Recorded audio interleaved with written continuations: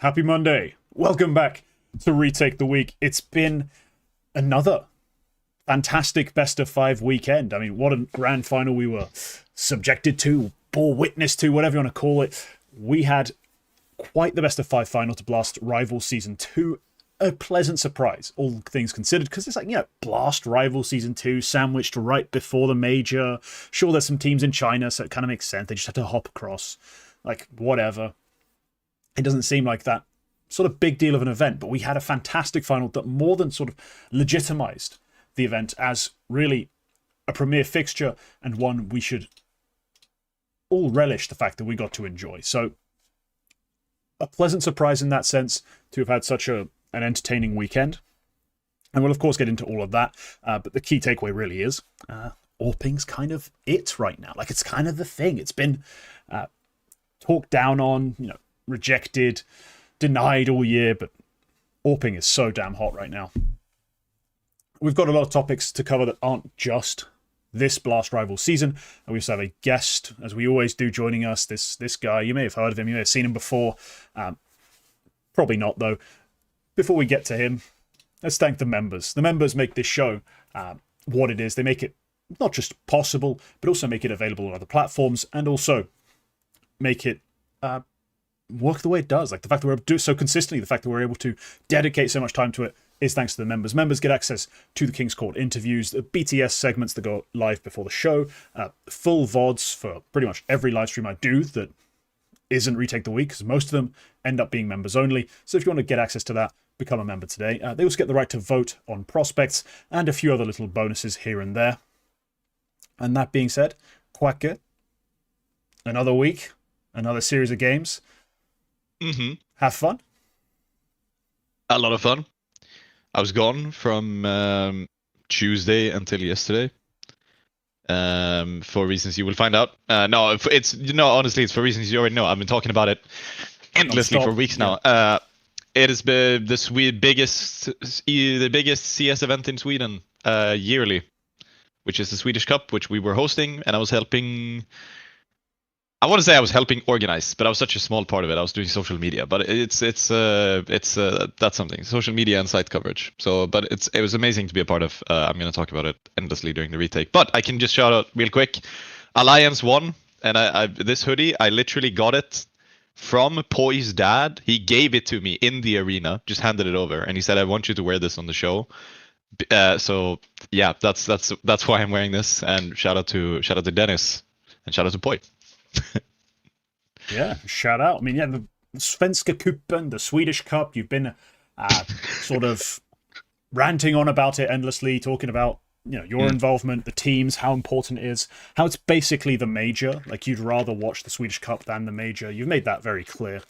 But hey, it's now over. You can finally watch some good CS as well. Lucky you. You don't just have to watch the Swedish Cup. And speaking of good CS, we're of course going to start where we should, with that Blast Rivals event, and the fact that Furia just on a roll, 3 in a row. Now, I wanted to make a nice little graphic where I had like the Furia logo and the player who won MVP, and then at this most recent one, they didn't win the MVP because m0NESY was too damn good. But the highest rated player in the grand final for them was Yakindar. I think he's like pretty close to highest rated as well across the entirety of the event, so I just stuck him on there. Let's do him a favor, do him a solid. He had a fantastic map 3 of the grand final. I think it was map 2. I think was it Nuki dropped like a 2.2 rating. Like, he went absolutely ballistic on one of the maps, and that carried most of his rating, but it was so desperately needed. It was that Nuke game. He was the entirety of their output. But they are now consistently just the best team. They've managed to make it a thing, and it's not that they are blowing everyone out. It's not that they are ridiculously dominant in a way that no one else can compare. Like, we're not watching IEM New York 2017 every week, but we're watching a team with talent at every position, players in their correct roles, excellent strategy and game planning, and then on top of that, when things get close, things get tight, when Falcons do manage to overpower them, make it a close game, they just find a way. They keep their heads screwed on, they keep calm, they keep composed, and they clutch it out like they did in those final 2 maps of that grand final to make it a 3-1 win. Furia, 3 in a row. Quacker, they're impressive. Where do you think this ends? Because we're going into the major. That's the big conversation. Who's winning the major? I keep seeing people tweeting they're now the favorites for the major. It all makes sense. Does it end there? Or do you see this team going on quite the run? No, I think they're definitely. I think they would be favorites to win the major. Last week I was a bit apprehensive putting them solidly into the number one, but I think that Vitality lose to Falcons again in this way is sort of like a sign that I don't have them up there as a major winning candidate anymore. It's not necessarily that I have Falcons number 2 either, which sort of just adds to it, where it's like it's a bit more nebulous than that. But like, if Vitality were coming into Budapest as favorites for me, I feel like they would have won that semifinal. I can't speak for the final after that, but like I feel like they would have won that semifinal. It's so I sort of have to take Furia here, but it is genuinely hard to predict. It's genuinely feeling hard. Like I don't know where I'm gonna go this major, which way things are gonna swing. One of the reasons why I think Furia look really solid is, again, like we talked about last week, it is that depth in the roster. It's not just one guy. It's not just 2 guys. It is quite literally every single piece on this team is genuinely impressive and can put up genuinely championship level performances. Like what we've seen over even really just the past 2 events, even really just Chengdu in this event. I feel like we've seen major winning level performances out of all 4 of the main guys, and Fallen's calling is probably up there as well. Like, well, quite obviously it is. So for that reason, it's like I can't find a weak piece. Like I can't find an outright clear weakness in that sense, which would lose them the major, and that's sort of why I feel like they almost have to win it. They're gonna win it. Is sort of how I feel about that. Yeah. Yep. I am muted. It's not just that they've, won a couple one-offs. I just got to restart that sentence. They've made it consistently a thing. They're just beating the best teams in the world that would be around them, and they're doing it, with extraordinary sort of composure. And I guess maybe you could say they've needed that edge. They've needed it to be like a drawn-out fight in some of these finals, and they've had to, really find a way, find solutions. Like they were super close against Vitality. It was super close here against Falcons. So in that sense, they haven't separated themselves from the pack entirely. You can't say there's no chance that someone else beats them, but you have to give them that credit. You have to give them that edge going into it. If you had to start putting odds down on the table, you'd be like, run this 100 times, I'd reckon Furia win it at least 40. You know what I mean? I mean, sure, given the right run, given the right pop-offs, a Kyosuke Munashi sort of dominating best of 3, because there's no best of 5 final at the major still. I don't think there is at this one, right? No, there would be. Isn't it a change to the next one? Or is it a change at this one? I was pretty sure it was this one. Either way, the semi-finals exist. Quarterfinals exist. You can lose a BO3 to a ridiculously high fragging Spirit side, Falcons side. Furia are not locked to just guaranteed the win, but they have to be our heavy favorites. And honestly, they've earned it. They've played great CS, great team CS, great individuals when they've needed it. Nothing to complain about. Nothing to complain about on this Furia side. This grand final, you can argue that yes, okay, Budapest is a BO5. You can argue that, hey, they didn't have the best player on the server, but it didn't matter. They had plenty of firepower scattered around in different places, and honestly, they didn't have the weaknesses, the holes the Falcons had. So that's always going to be an edge to carry over. Like, we don't have criminal underperformances in our big games. Sure, sometimes our players do play mediocre, like Keserato over the course of the entire grand final. Wasn't that good. He wasn't special. He was far from it. But he had that amazing clutch and kept his level respectable enough that it wasn't a big issue for them. So in that sense, Furia, they have everything going for them. They have all the right pieces, this is the right time as well. They're building into the major perfectly. Should be theirs. We'll see. It's never quite that easy, is it? The major's never quite that easy. The BO1s in the group still exist. That's definitely a change for the next major, not this one that's being lobbied for. Hasn't even been confirmed yet, according to ESL. That's ESL, yeah. Yeah, the BO1s are still going to be a thing. Still treacherous water. Could honestly, it could mess you up just in the Swiss, but it can also mess up your seeding, means you have to go through like 3 different major level teams, like major winning level teams, just to win your major, rather than, you know, some years where people go through 2 bums and then a coin flip to win their major. So it can all get spicy, it can all get confusing. Yeah. But damn it, they are favorites. Yeah, it's gonna be really like the Swiss is really dangerous even for Furia as well, because even in stage 2, like the stage before them, the invited teams into there, I see some teams who could be in the playoffs in here. Definitely. Some teams who maybe even should be, like we're talking Aurora, Navi, and Astralis.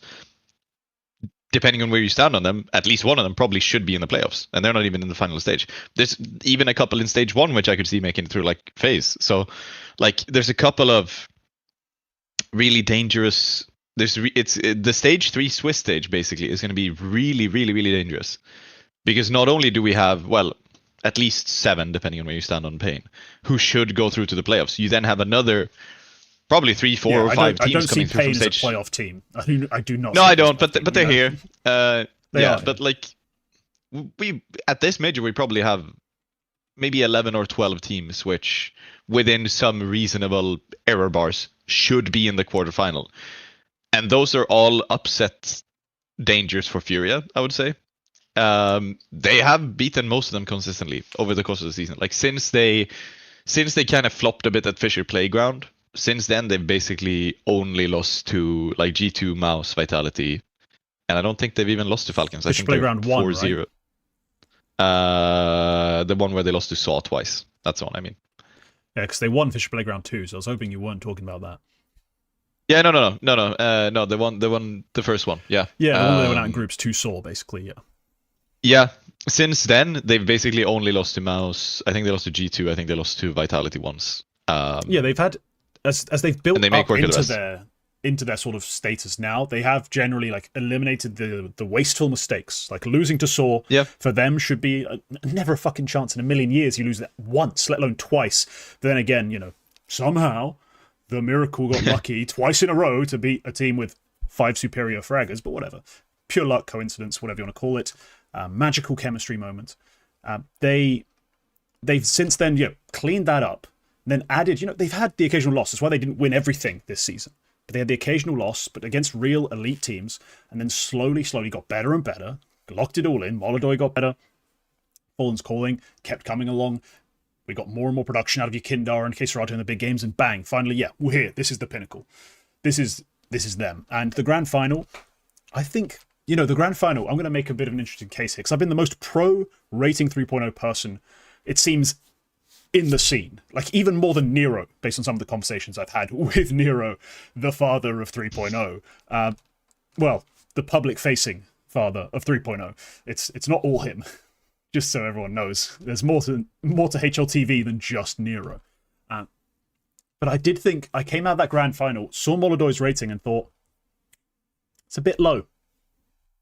I thought it was a bit low. And I was like, I can finally see the one gripe that he really has with it kind of surfacing, in that the AWP deaths tank rating a little too much. Like, in terms of the eco adjustment, like when you eco adjust his kills, he goes down to 84 instead of 88, His rating's 113 for the event, for the series. I really came out of that thinking we had 2 superstar AWPs on the server. That would tell me I've got 1 superstar, 1 AWPer. 1 star. Just 1 star. And that just didn't feel right, because Molodoy was amazing in that grand final, but he was pure AWPing. Like his CT side, I think 80% of his kills, maybe more, were with an AWP. Like almost all his multi-kills as well. He was very AWP dominant, and that might have tanked his rating a bit, because if he gets that grand final with like the same rating as m0NESY, for example, not saying m0NESY doesn't receive that second place MVP, but I'm just saying the conversation becomes a lot more interesting. Maybe his overall event rating is not high enough anyway, with a 130 in that grand final. But yeah, the one gripe that I think might be reasonable with 3.0, the one problem that Nero's consistently brought up, kind of reared its head there, and I took notice of it. Like, I really took it to heart. I was like, oh, damn. We'll get into AWP of the Year discussions in the next topic, but first I just wanted to address that quickly. A fantastic final from Molodoy, underrated by his rating. I do think he should actually be considered, at least not necessarily in rating, because Yekindar had that crazy nuke, but in terms of if you watch the grand final, especially those final 2 maps, which were the tight ones, which were the close ones, man, was he good. And just delivering, when he needed it. He has a ridiculous sequence on train where he's like dancing around the smokes outside just to make a multi-kill happen. Like his style, his abilities, and now his IQ and his read of the game and the way he's been incorporated into the team, everything's just come along so well that if it was the AWP of the fucking second season or the AWP of the moment, you could have this conversation. Like you could really be in there. It'd still be a debate. I don't think it's even settled he's been the best AWP this season necessarily, but he's decorated, he's winning, and he is outright filthy at times. So yeah, big fan of this molodoy performance. Despite what the rating 3.0 says, I think his POV is the one to watch. Like on this Furia side, he is resplendent. Yeah. If they finish the season how they're going, I could absolutely see molodoy being in the conversation for he's already the conversation. There's only awards. 4 guys in the conversation for anything in terms of AWPers. You know what I mean? Like there's 4 good AWPers. He's one of them. It's crazy, but it's just the truth. And he could be in the conversation for a bunch of other stuff as well. Like you could you put him top 5 in the year? Perhaps I would say the way he's at very hard right now. That'd be so hard to do. Like for the year. You remember the first season happened. I know a lot of people seem impervious to remembering the first season, but it happened. He was fine-ish for like the month he played. Well, it's a very big difference between molodoy right now that we're seeing and the molodoy that started on Furia. Lest we forget, he wasn't there all year, and he wasn't smashing it straight out the gate. He had some good group stage performances, some poor like playoff performances. He had some bad series here and there. He generally wasn't smashing it the way he's been smashing it the last 3 or 4 events. I want to give him all the credit in the world. I love molodoy. I picked him right as he moved to Furia for prospects, profiled him, managed to talk, wax lyrical about his mechanics and everything. I want him to be the best player in the world, obviously. But to say he's AWP of the year is ridiculous.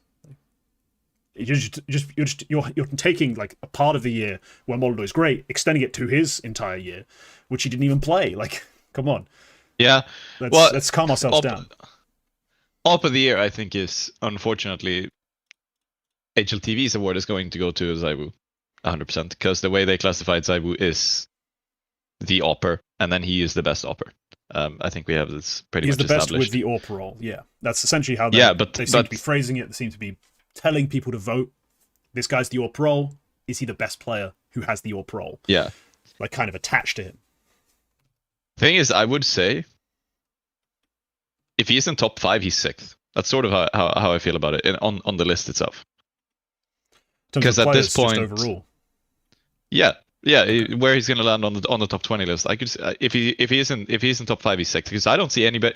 The only player I see behind him who I think could make it past is FlameZ, and like there's a lot of players ahead of him if you go by the rating list, who are like, yeah, you're super impressive, but like you're a group stage exit guy. Like Twists is way up here rating wise in big events, but he hasn't really done anything outside of group stages, unfortunately, because his teams have been kind of shit.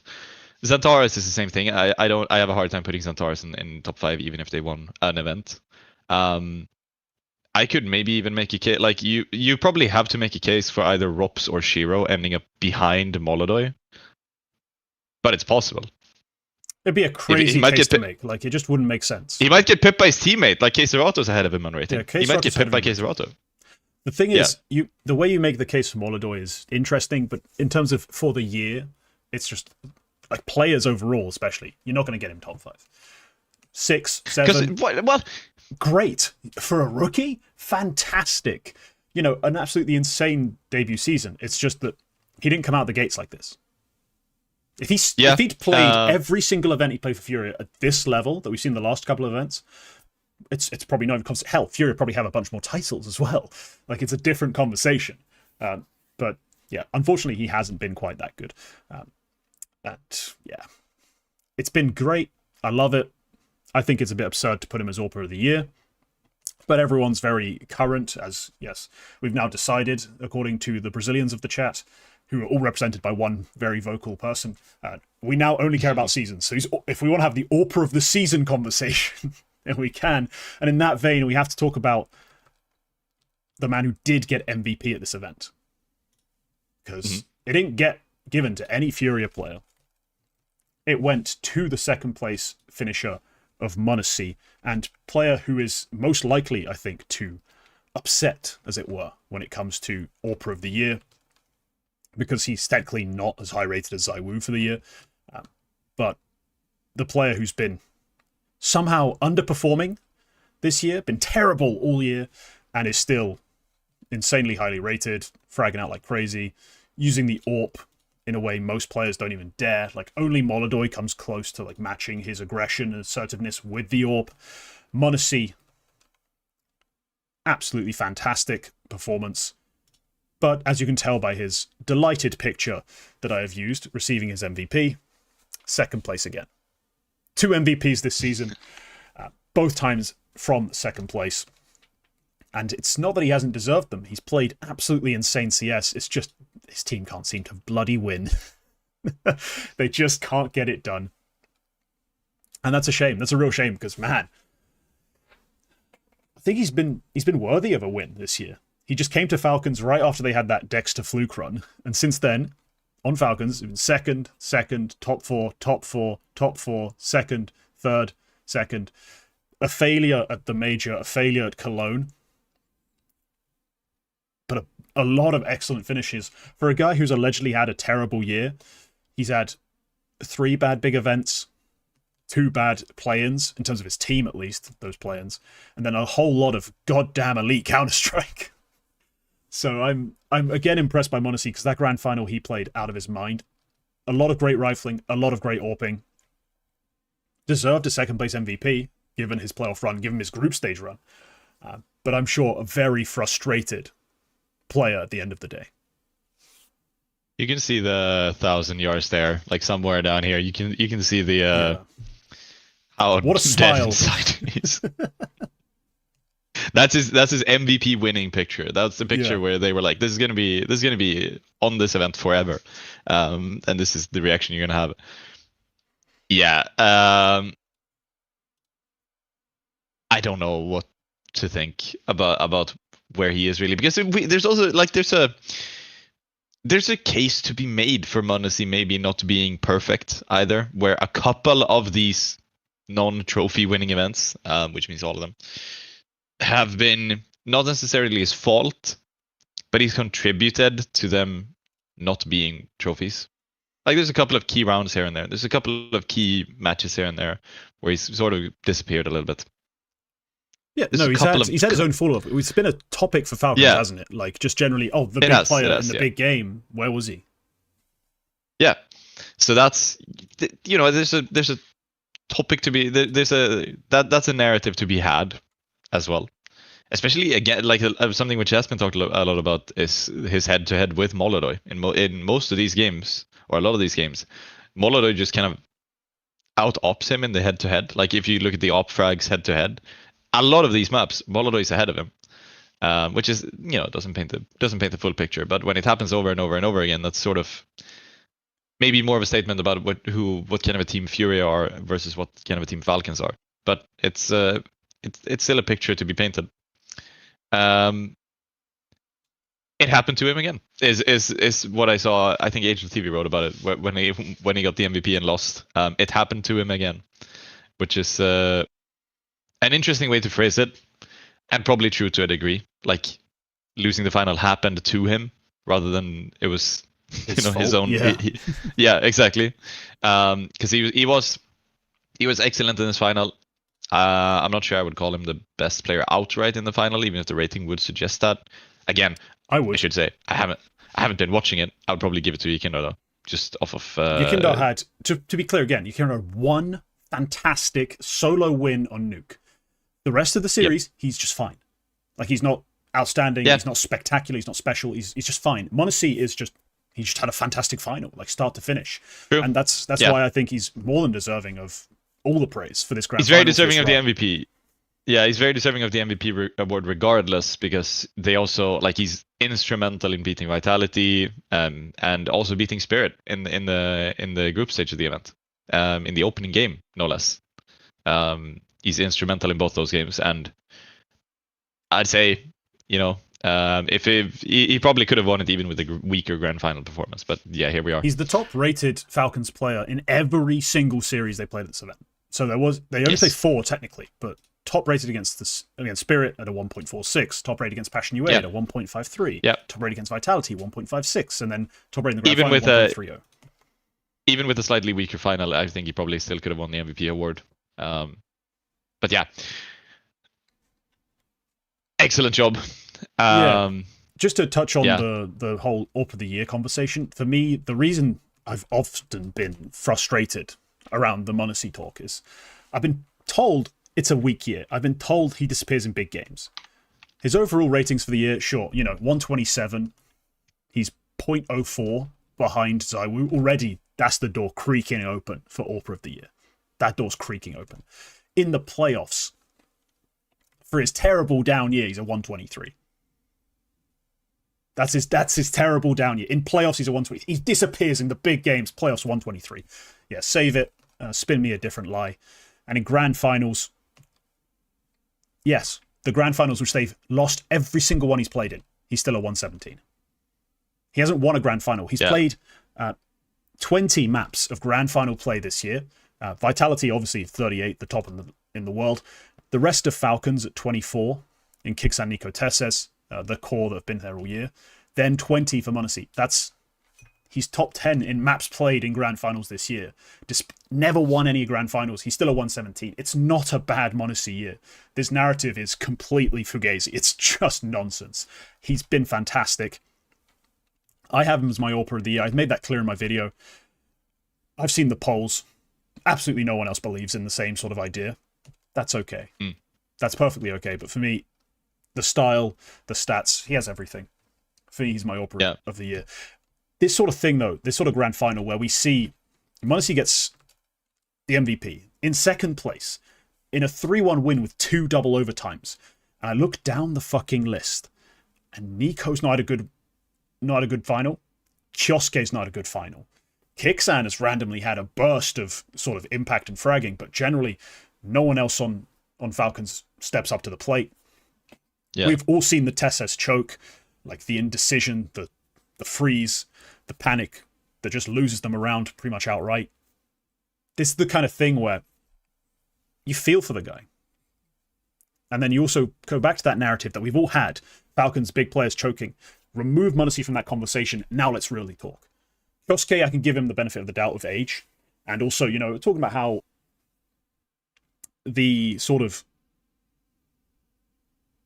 the team play and the way they've set themselves up, the way they've been setting him up, it's also been suboptimal. We know that to be true. Like it's taking a while for him to get used to it. It's taking a while for them to just figure out, like, how do we use Nico? How does Nico use himself to set Kiosk up? And they get it right sometimes. And so sometimes he gets absolutely like banger stats, great looking entries. Sometimes he's just rescuing himself from terrible situations. And I think the moment Falcons get their rifling balance right with Nico and Kiosk is the time we are all in deep trouble, because they got it completely wrong. And they are like 3 rounds from winning this event. They are a few decisions, a few moments from winning this entire event, despite getting it all wrong on the rifle front, pretty much. Like, no Kiosk, no Nico in that grand final. Still almost did it. This team is terrifying. And as frustrated as molodoy looks in that picture, as frustrated as the right to be, everyone keeps joking. Every time they lose a grand final or lose a game, Richard Lewis hits the retweet button on his "just one more superstar, please, one more superstar" tweet. They're not that far off. They're not a superstar off. We're lucky they've been just a bit of a choking team, because they would have won half the damn calendar otherwise. Yeah, it's going to be difficult to predict where they place in the major, I think. Genuinely difficult. Because I could see them with a semi-final exit. It's happened a lot this year. I could see them make the grand final. Happened a lot this year. Yep. Pound for pound, they probably should win the major. They probably should. Like pound for pound, what this team is right now, I think they probably should win the major. Where these players are and who these players are, like you say, they had this underperformance from a lot of these players who we expect good performances out of, with Kyuzuki and Nico, and they still almost win it. So pound for pound, they probably should win the major outright, I would say. But but that's honestly just the story of Falcons. Pound for pound, they should win everything. That's the story of what this team is. They should be that good. But yeah, we're gonna have, I assume next week the major games are starting probably as we are live. The first round of major games are gonna start. So I assume next week we'll do our big like major predictions thing. Yeah, next week will be our major show, like in terms of talking different teams, talking different players, making projections. Of course, that will happen next Monday. There will be a double swing previewing stage 1 before then. But that's, not pick'ems. There will be a pick'ems video as well. We're going ham on the major content, obviously, because everyone wants to. Everyone's talking about it. It's a big deal.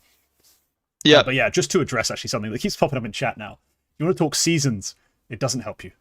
It doesn't help you. Second season of the year, Mongolz still a 0.13 rating gap ahead of molodoy. You can again make your AWP claims with terms of AWP rates, like usage rates. It's not quite there. Mongolz is well within touching distance in terms of his AWP kill rates and all that sort of stuff. He is still a fantastic AWPer, even if he is just better on a rifle than molodoy and also uses it more. He's still fucking fantastic. It's not really that much of a debate for me. So yeah, there's plenty more teams to talk about at this event. We can stop talking about these same two teams, same two players. We're going to be debating molodoy and Mongolz all the way through the end of the year, I'm sure. Let's talk about some of our surprise appearances in the playoffs. Passion and pain in the playoffs. I'm sure all of that has subtext that applies to every team and topic we've talked about. But these two teams making the surprise sort of appearance here and playing each other, which, unfortunate to say the least, if you're these two teams. Like one of them, had to go home and one of them gets to go through. So the underdog run kind of gets buffed in that sense. And Pain end up absolutely slaughtering Passion UA. Not even close. Like a ridiculous Big Uzira series. We've talked about him trying to change the roles with Snow being more of the opener. Then he gets to play make more in the mid round. I'm not sure what happened at this event, but some of that seemed to be thrown down the toilet. Like it wasn't really the Snow show. Big Uzira was back on it and honestly leading the way again in many ways. So maybe that experiment didn't last very long, but it worked. It got them into the semi-finals, and this is the sort of thing Pain do. The sort of thing that annoys me about Pain, as I said on the double swing, is like most of the year they're the underdog everyone wants to pick and they don't do a damn thing, and I'm frustrated and I'm wondering, why does no one ever suggest a move or a change that can make this better? Then they have this run, and this inspires another 6 months of everyone picking Pain as their underdog. Because it's a one-off more than a thing we can actually rely on. And Pain themselves make it here after beating Tai Lu in a best of 3, dropping a map, Like, that's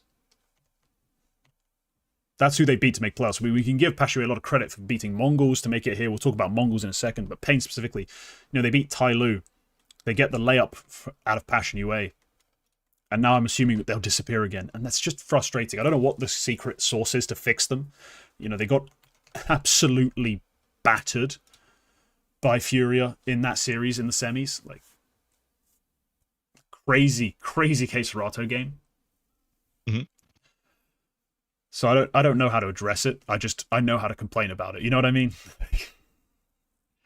I wish Pain were consistently the underdog they look like every now and then, where the Big Uzira carries the game, especially. Like, he calls it better, he frags better than everyone. And I think it feels like they take the big gaps trying to make it all make sense in a more consistent fashion with the rest of the roster. Just doesn't quite come together. It does not, unfortunately. I think I was expecting DGT to lift this team a little bit more. Yeah, we all did. But yeah, it hasn't really happened. He's up here with a decent enough event rating. I think he was a 109 when I just checked, but it's a far cry from having any chance of making the final. And especially NQZ has had a bit of a bad fall season.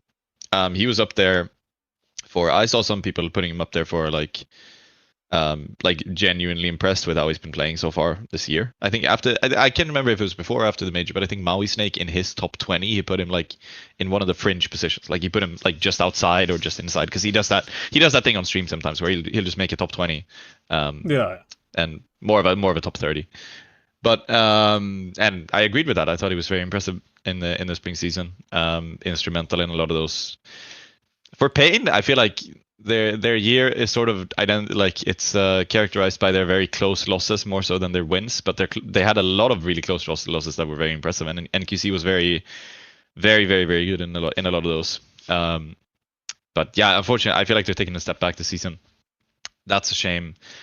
I don't have a lot to add there. I felt like they should have definitely made it out of the group. 2-1 against Tai Lu is look okay. I think ahead of the show, like last week, I think I mentioned that I thought Tai Lu could have a little bit of an upset here. Like they're not the worst team in the world. Like there's worse Chinese teams to put in this event. Yeah, they are the best Chinese team just because they probably have the best Chinese talents in terms of across the board fragging, and they have the best individual in Jam Young, who put up a pretty nuts performance even despite going straight home.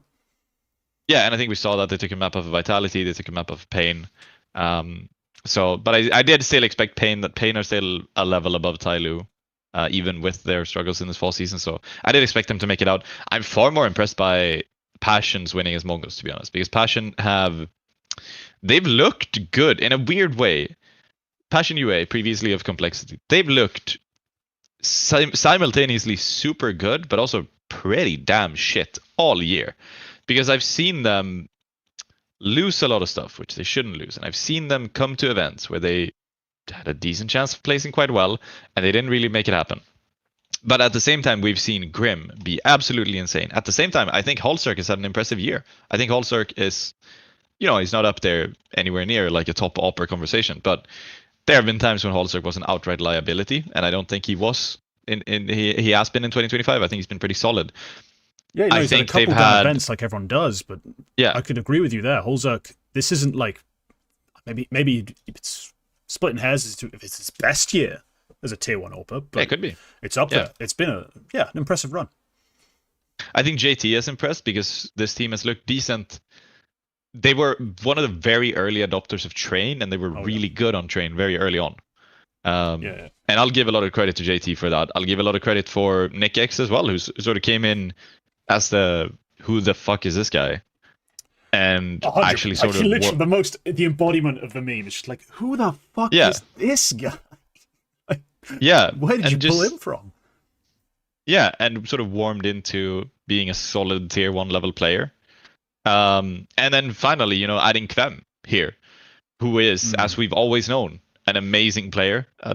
And he's been up there rivaling Grim in a couple of these games, in a couple of these events, where he's been up there rivaling his teammate Grim as the best player, as the best rifler on this team, in a bit here and there. And now there's been some struggles with language barriers. There's been some struggles with that. I think what they said in the interviews is that they've worked really hard, and this is the event where all of that sort of loosened a bit, where they're starting to feel really dangerous. And I'm honestly like, they shouldn't have made it out this group. It was Mongolz, Spirit, and Falcons. And sure, they're probably helped by the fact that Senzu wasn't there to drop a 150 rating in that game. Yeah. Especially with how close it is. But it's still like,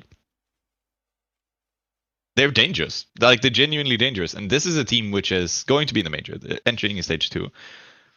I would probably put them making it into stage 3, making another Swiss stage. I would probably put them to do that at the moment. I think they're like a fringe playoff contender, and for 2026, this is a team that I'm a little bit scared of. The problem is your fringe for playoff contention is getting real fucking wide. Like it's no longer a fringe. Because it is. There's a lot of teams. Full set of bangs. Like that's a huge number of teams you're putting in there. Passion UA is a massive stretch. Like we're talking fringe playoff teams are like 3D max, like legit teams who've been in contention for the number 10 spot in the world. Like you can't have Passion UA. I'd probably put them over 30 max. Like in terms of chances, I'd probably put them above 30 max. Okay, that's a wild take, because remember, to make it out of this group, it's a pretty silly format. It's 4 team groups, 3 teams make it out. They need to make one upset happen. Sure, it's a lot harder to make that upset happen than it is for like Pain to make it out with a team group with Tai Lu, but at the same time, Yeah, they're to make one upset happen. And they did. And like, we're going to get into who that was and why and how. But yeah, we also have to give them the credit we give them. You know, this team always have a chance because JT calls a strong game. They have a good map pool. They always have those maps to go to as far as they like playing. Back in the past, it was they liked a bit of Anubis. Now they like a bit of Train, and now they switched up a bit. They're playing some Overpass.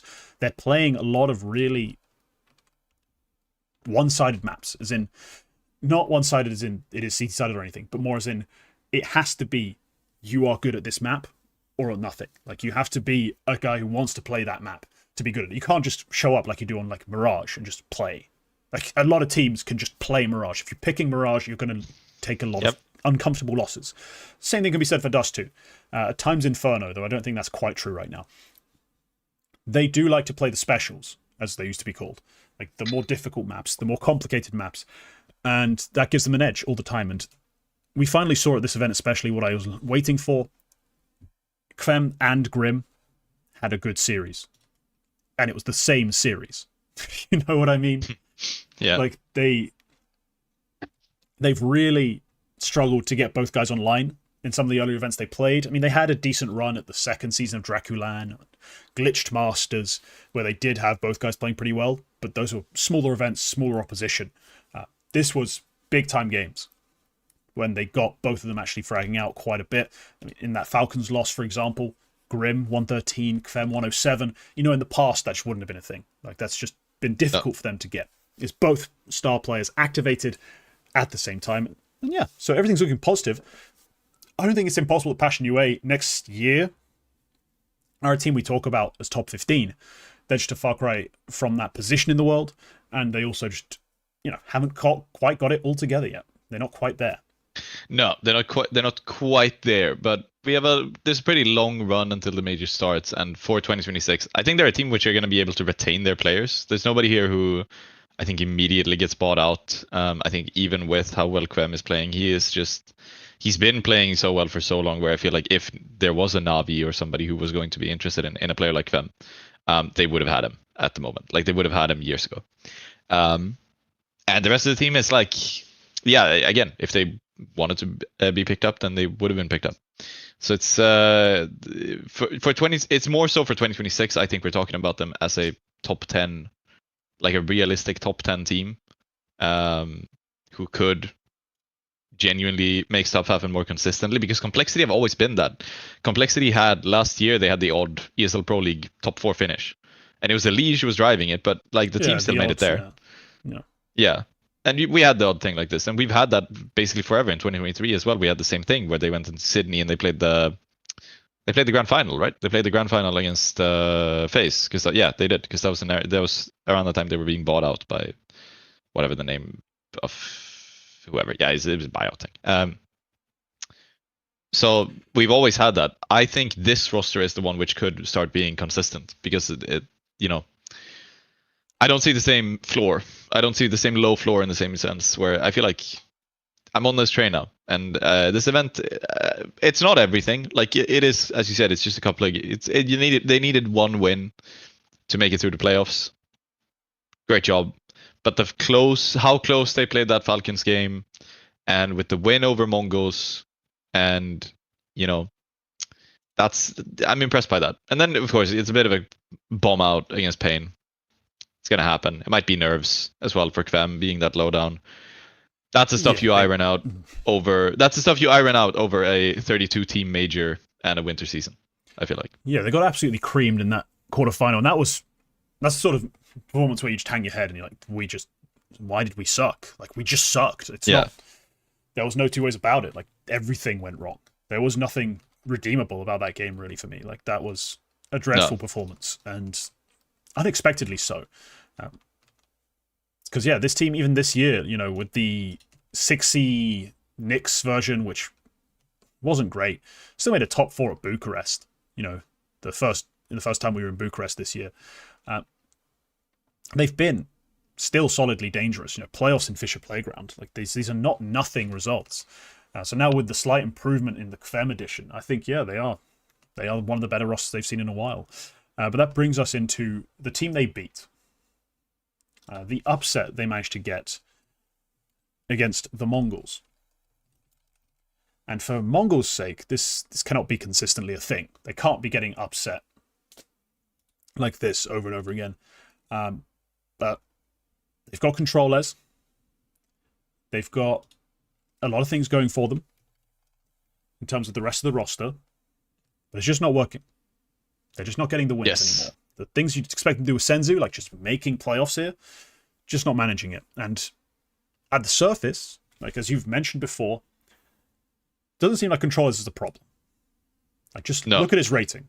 How could it be the ControlEZ problem? Like something else must be going wrong. I'm here to say yes and no. It kind of is ControlEZ's fault in a way. They are hardcore building their game plan around him. Like it is the ControlEZ sort of show. Like we're trying to set him up, we're giving him all these jewels, we're setting him up for openings, and he's just not efficiently delivering. Like he does hit the shots sometimes, and he does give you like some multi-kills, and that carries his rating. But he actually does take a lot of bad deaths, and he's not always converting these opportunities that the Mongols are actually creating for him. He has, in that sense, been a little bit subpar. But they have decided that their game plan without Senzu, with ControlEZ, we're just going to build it around ControlEZ. We're going to throw everything, every flash for him, set up every fight for him, and try to make him just comfortable in that way where he is the star player of this roster, and we're going to try and make it work with him. I don't think it's the best option. I do think Mazinho's a better player to set up, honestly, so far. I think Techno's been a better player to set up in terms of the hitting shots part of the game, especially. Those two guys have just been better than ControlEZ. Now, he's not been bad, but I think it'd be unfair to pin the struggles on the team on everyone else just being shit when the game plan has quite obviously condensed onto ControlEZ and being on his shoulders. You can say that maybe that's just the wrong option to go with, but I think it's better to go with that than stick him off on a corner somewhere and hope he, magically gets himself into the game, Like, leave him on a lurk. Just ice cold. Leave him on an anchor. Ice cold. I prefer this version of trying to get him hot, feeding him the ball, as it were. But it hasn't quite worked so far, despite the numbers. And they go into the major looking very shaky. Like, very, very shaky. You'd be hoping you'd be able to, like, rely on these sort of, like, 9-10 pop-offs. They haven't been consistent. You'd hope they'd maybe build their game plan with more Mazinho, more Techno. The opportunities they've had, they've not really delivered that much. It's been a shaky period, even if I have, given them that excuse, given them that reason as to why it's looked a bit shaky. It still is shaky. It doesn't change that fact. That is a problem going to the major if you are the Mongols, because you have built yourselves into such a legitimate contender this year. Like, it's been an incredible run. Sure, there are a lot of titles. The Esports World Cup, Thunderpick. What was it, the other one? No, it was a Yellow Compass last year that I'm seeing. Yeah, Esports World Cup this year. A big win over some really legit teams. But that's about it. Some top finishes. But you need to come into the major and continue that. You need to make top 4. You need to make top 8. Right now, they don't look like they're making top 8. They're opening the door for that fucking full set of bangs to make it in, as it were. The extreme fringe of teams. Like, there's another spot opened up in the top 8. It's currently Mongol sit number 5 on HLTV ranking. They sit number 6 on the Valve ranking.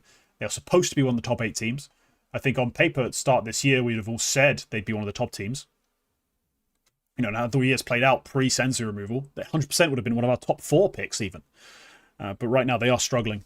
It's not all the role players' fault. It's not all ControlEZ's fault. But it's just a difficult marriage to make happen right now, I believe. So what on earth is going on in chat? A lot of talk. Yeah. Mongolz, I don't know what their path forward is going to be. ControlEZ is not obviously a long-term solution.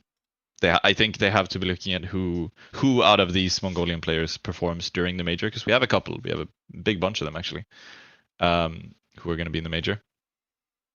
And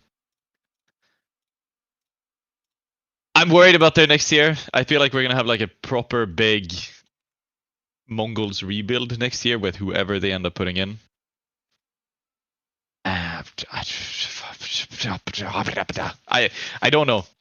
I don't know what to think about it. Like, so this is why I sort of posed the question, like, what is going wrong? Because it doesn't look like ControlEZ is doing too bad of a job. It's just maybe he's not a good fit. Fragging output, like it's there, yeah, but it's not actually that effective, and it's also covering up, like obfuscating a bit of weakness. Like he isn't always delivering. Like he is having bad rounds. He's having poor deaths. Like things they've set up for him haven't always worked, and that's been a bigger issue than what it's pointed out to be. Now there's still problems in the Mongolz themselves. Just because one player isn't working when he's set up doesn't mean we couldn't find other solutions, mid rounds that can work, little lurks and plays out of Mazinho Techno that could be also activated. There's not much of a fallback that's being activated, right? It is ControlEZ and then nothing. But the general consensus to what we have to just come out of this sort of period with going into the major, that's got to be the talk. Going into the major, what do we expect from Mongolz? It's dodgy. Yep. It's dodgy. Like it's not looking great. No. Chemistry kind of broken up a bit. The team don't look that psyched to be there. Techno's talked about it as being a really weird sort of thing that's just come out. It's just happened, and they're kind of reeling from that. I really hoped we'd enter this major not in this state. Even post Senzu change, like, oh, maybe with controllers come in, we now get a revelation of like the Mazinho carry, or finally, Techno plays like the player everyone else pretends he is.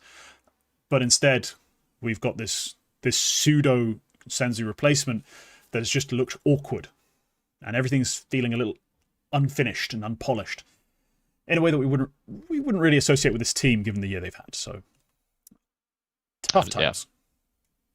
Yeah. Tough times indeed. But yeah, what can you do? Tough times and showing a little bit of resilience, maybe having some spirit. Let's talk about spirit. Thank you. I am a wordsmith.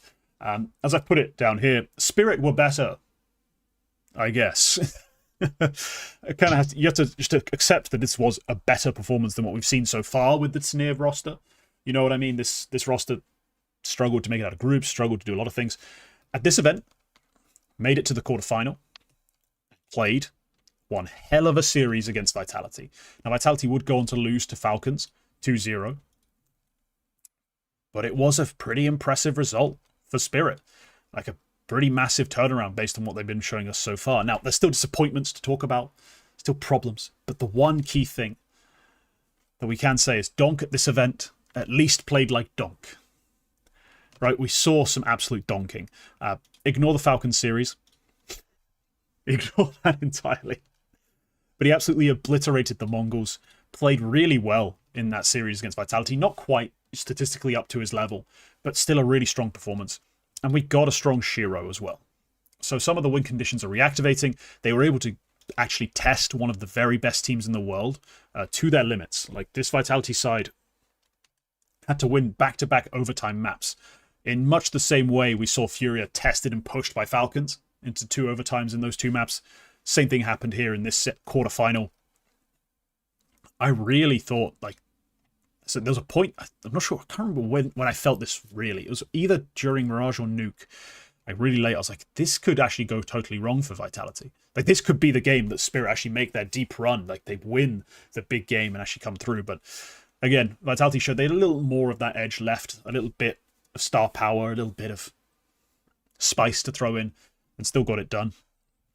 But we have to kind of say, this is just better from Spirit. Because as much as we've all been very critical, they've looked a little bit more at this event like the Spirit that was such a problem the rest of the year and honestly the year before.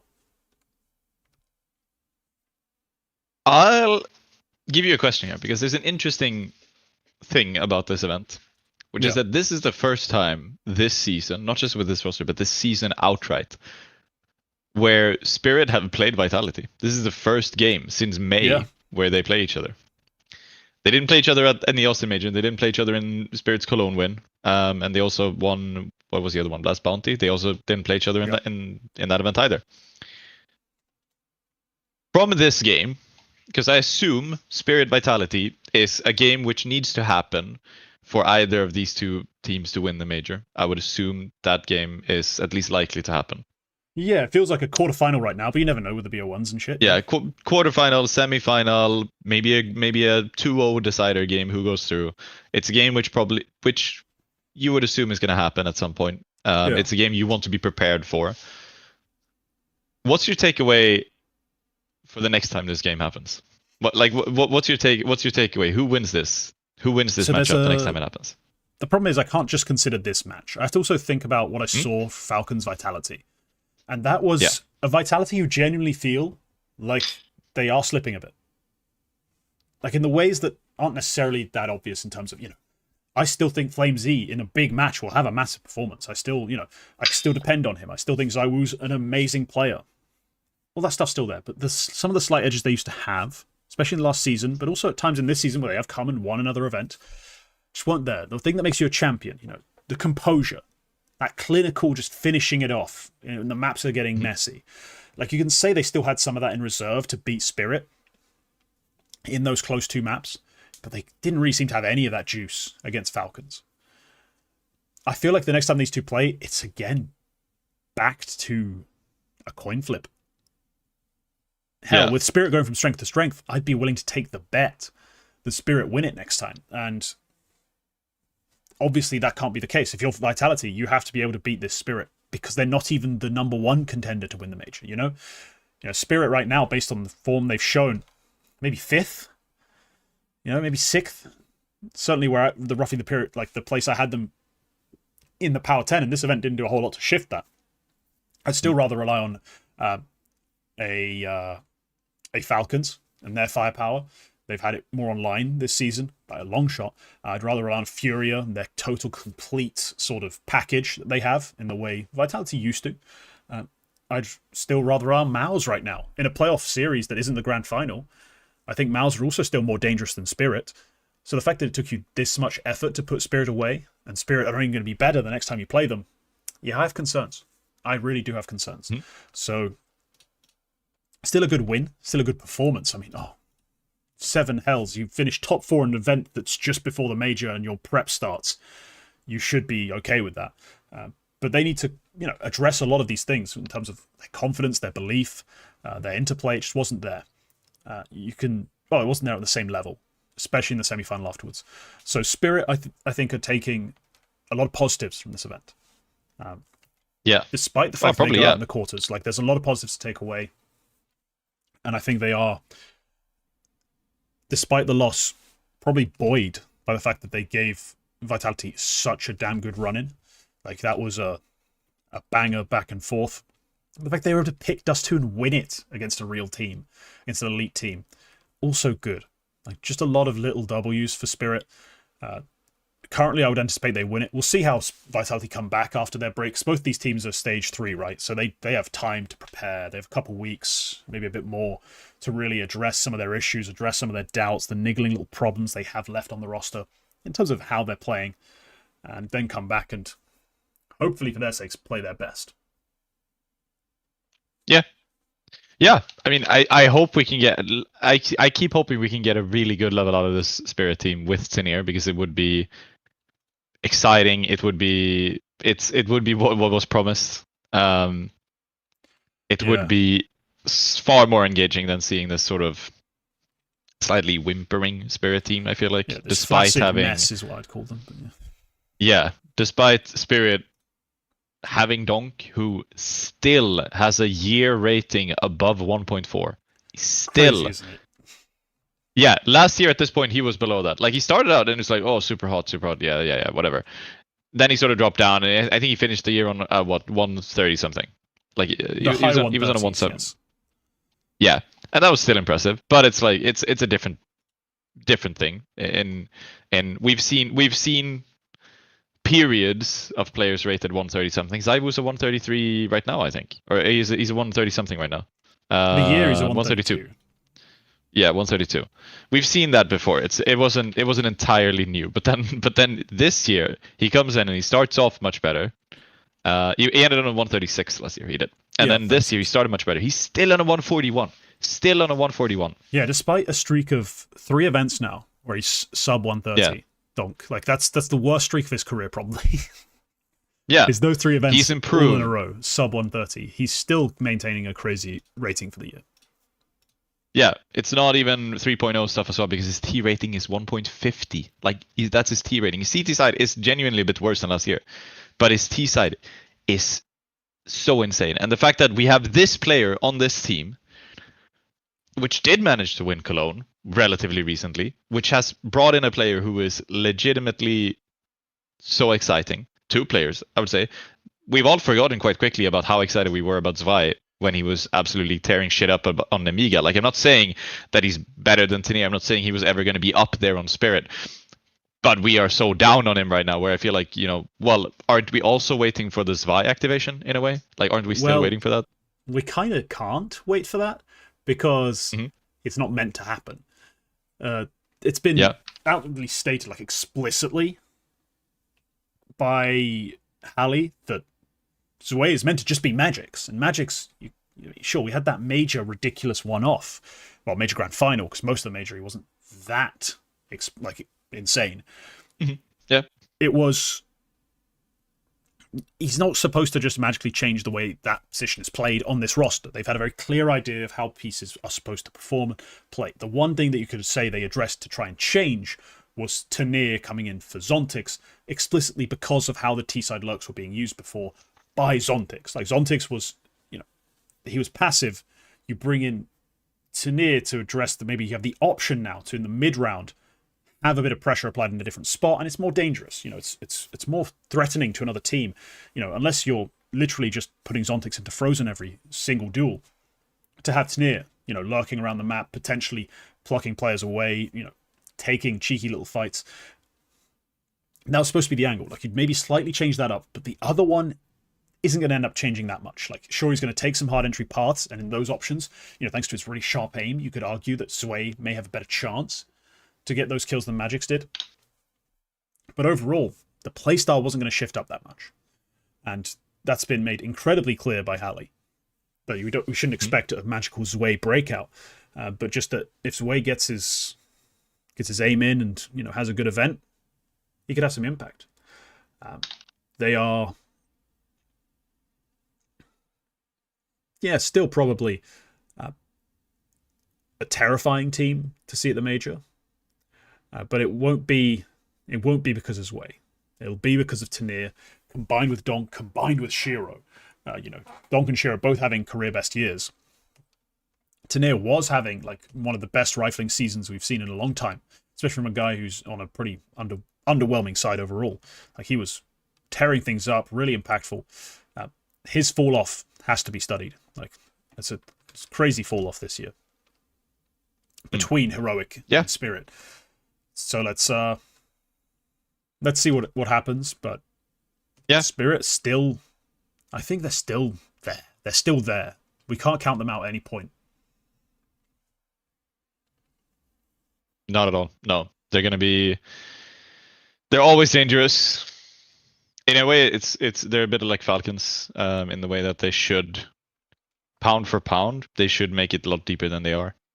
But it's just not really there at the moment. But they're also one of the teams which have a big run up to the major.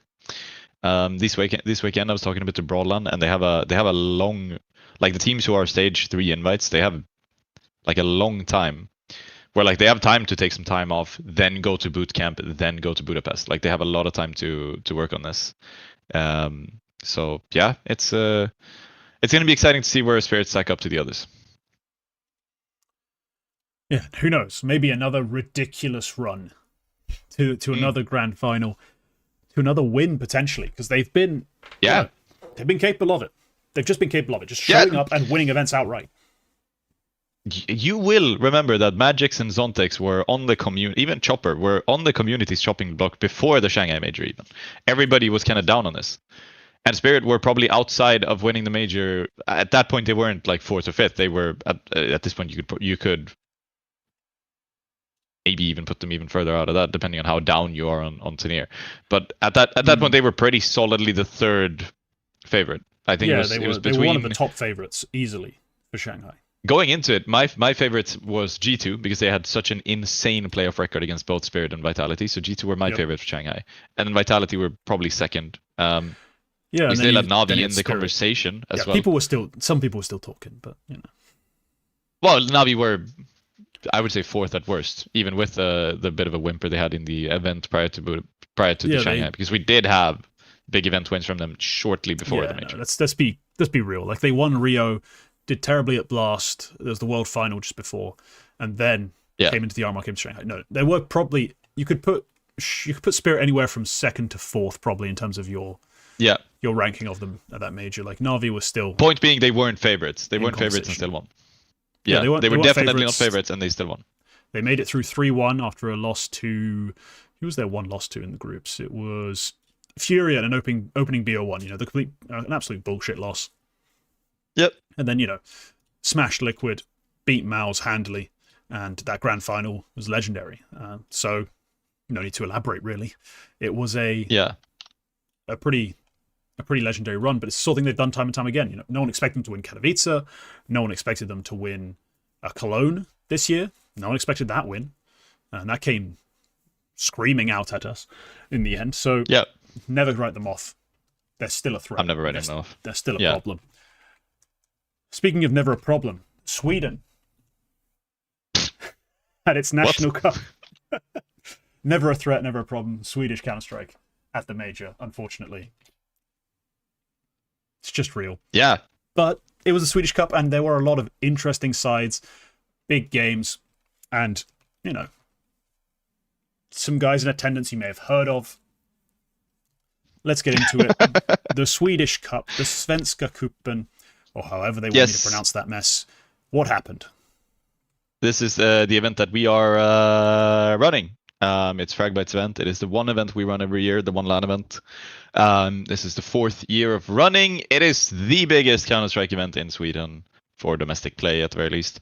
And it is a blast. It's a very premium. It's a premium thing in the way. Is it actually presented by Max Burgers? Yes. Do you know Max Burgers? Legendary sponsor. Max is great. Dude, I've been to Sweden like 7 times. Of course right. I know Max. Yeah.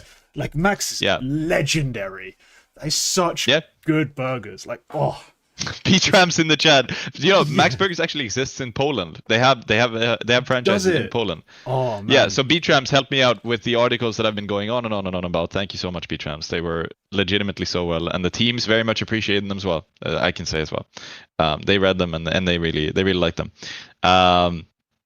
And yeah, we love Max Burgers. There was a Max, since we're in Stockholm, there was a Max Burgers restaurant within walking distance from the venue. So I had a lot of Max stuff, and they had, oh dude, you would like this. They had a milkshake stand inside the venue where you got free milkshakes. Free milk. Oh, the big back inside of me would have been so screwed at this event. Like, I'd have had to come home and do a 3-day fast just to balance it all out. Like, that is.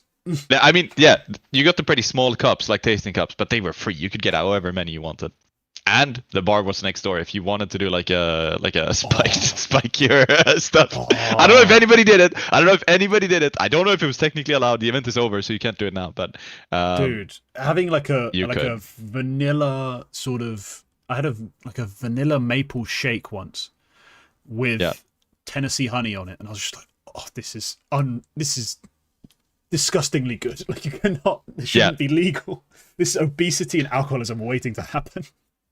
Max Burgers are like, they do the best American diner thing because they have the best shakes. They have the most ridiculous burgers as well. Where, like, I had one which was like it was a patty and then like all the regular burger stuff and then just a big slab of deep fried mozzarella in the middle of it. And it was the best thing I had all week. Best fries also. And their sweet potato fries and their buffalo wings. All of it. Fuck yeah. I love this company. Anyway. Yeah. Counter-Strike players are not fat. But anyway, here's our Swedish Cup retake where we just talk about burgers. No, okay. I guess, honestly, since I was there and I was there for the whole thing, I might as well go through it from my perspective because I was there for the groups, working social media and site coverage, and I did a few interviews, and it was very fun. So I got there on Tuesday because I live far away from Stockholm. Wednesday morning, we start the group stage. We are in a small studio called Plus 46 Studio in Stockholm. Nice place. I've been there before. And there's a LAN setup and everything. There's a nice little lobby where we have the stream going so all the players could watch, and all the players start rolling in. And we have opener best of one. So there are 8 teams here. The 4 big invited teams, which you would have heard of. They were the ones who were on, well, they were VRS ranked. So they're the ones that we had to invite and also wanted to invite. We obviously wanted them there. One of these teams would have had to play open. This is a side note. One of these teams would have had to play the open qualifier if Heroic had accepted our invite, but it was a bit too close to traveling through China and stuff where it was, or to these to IM Chengdu, I think, where they opted not to go, unfortunately. But yeah, this group stage up, we opened with best of ones. We didn't like these were genuinely exciting because we had some very close games. Like there was a 13-10 from Lil Mix, a 13-11 from Migo Short against Alliance and Medisport, or the other way around, they lost. Southern Lights as well against Eyeballers. They had a really nice little fake comeback, which ended in a 9-13 loss on Inferno. But anyway, just walking through this group stage, we had no big upsets. Like I guess the biggest upsets were maybe Southern Lights over Foot Academy, because Foot Academy got absolutely thrashed by a mixed team with 0 practice. Like as one of the few real teams who weren't invited, like actual practicing salaried teams. That was a bit of an upset, to be honest. But other than that, mostly when and also Johnny Speeds beating Eyeballers, that was a big upset as well, and that was also a crazy game. I'll talk about that separately, but I just want to highlight some of these mixed teams as well in this group stage, because there are a couple of really interesting players here. So there's one I'm going to talk about a little bit later, and I'm also just going to say that I was really impressed by Vallen on Southern Lights. He had some pretty crazy games here, some pretty crazy rounds, some pretty crazy upsets. You know, he's playing with Fuzi, and he's playing with some pretty solid players like TVS and Tim, and he's still like sort of demolishing. He's the 4th best rated player in the event overall. Still sort of wrecking some of these games, and you know, the more close maps as well, he was up there. Very impressed by him. Very impressed by a lot of players. But yeah, this was a lot of fun. The big upset that we had in this group stage was Johnny Speeds beating Eyeballers in the winners match. So all of them still make it through the playoffs, but Johnny Speeds got the high seed there, which was basically meant that Alliance were playing Eyeballers in the semi-final instead of the grand final. I expected that was going to be the grand final matchup, but they ended up playing each other in the semi-final. And that Johnny Speeds game, I was off duty for this, so I had gone out to dinner at that point, and I came home, and I saw in our production chat, when I got home at like midnight, I saw map 1 timeout 15-18. I was like, holy shit, these guys are working a long night. But it's on Nuke there was a really funny thing. Johnny Speeds go down 15-18, and as they hit 18, Draken just slams his fist on his table, gets his jacket, gets up, and leaves. All right. Tech pause, and I look in the production chat, like the production guy is asking, like, why are we in tech pause? Because he wasn't on the menu, so he didn't know. Why are we on tech pause? What's going on? Can I get some info? And then one of the admins says, we think one of the players went for a bathroom break. And then you know, eventually comes back. They keep playing. Johnny Speeds win the map. Draken thought the game was over. That's why he got up. Like that's why he left the venue. Yeah. He thought the map was over. Yeah, he thought the map was over and he left. They won the map in, I think this would have been quadruple overtime. 25-23. And that was a big upset because Eyeballers were, with the giveaway win, they were probably favorites to win the event outright going into it. But yeah, and then they win the series in the end of it. So genuinely really good. But yeah, we get into the playoffs. Unfortunately, it's a bit of a story of 4 big blowouts. The first semifinal, Medisport against Johnny Speeds, it's 13-6, 13-8. I'll say like a standout player for me here. Bit surprising, maybe, but it's a bit of a, we're going back to the old days of this show. Isak genuinely turned up for the playoffs. Like the ratings don't quite show it, but when you were in the arena, he was having a lot of pretty solid like 2Ks.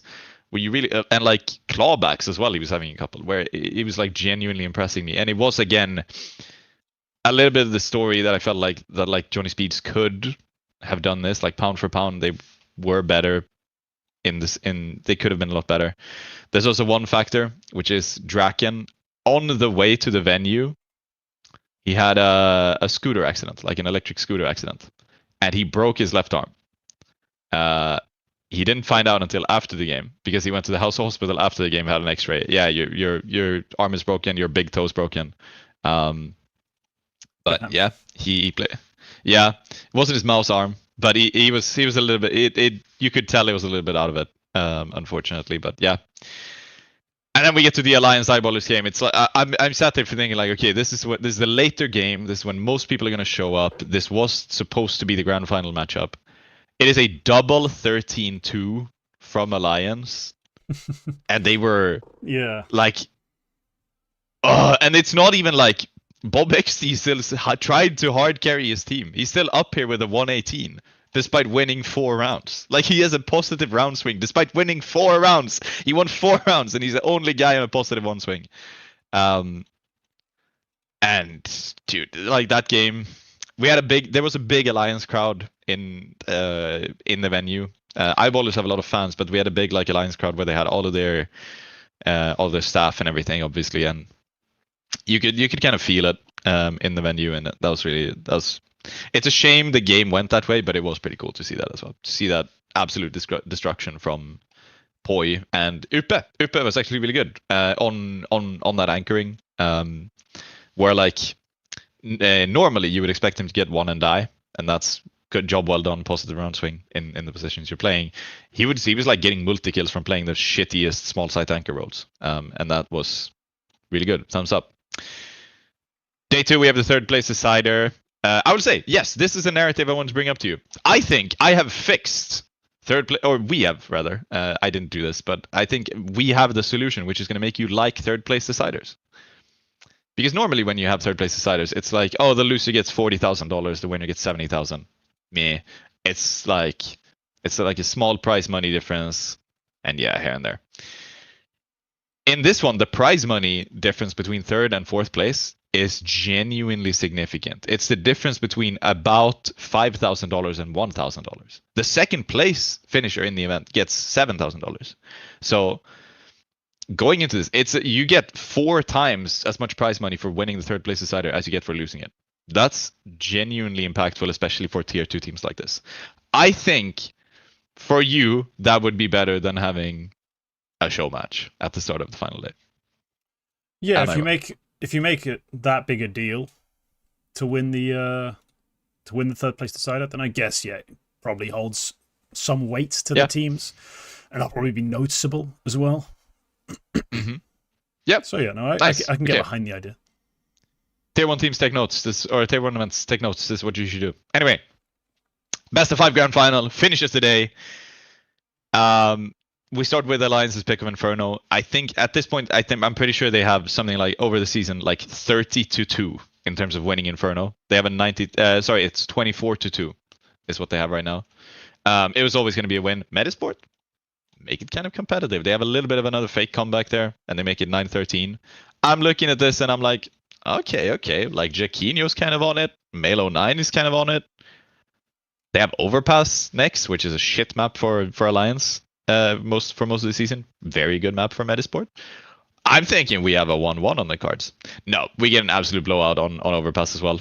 It's the Alliance show there as well. And we go into Ancient. It's their map pick. It's a double 13-7 on those final 2 maps. And Alliance are the champions of Sweden. And holy hell, that Overpass as well. We get a 32-8 out of Poi. What? It's like actually insane. It's that could be genuinely insane numbers, and a 23-14 out of him on Ancient as well. Like that finish was, oof. I genuinely looked at the game of Overpass. When he was like 23-4 or something like that. Like I just saw that scoreboard.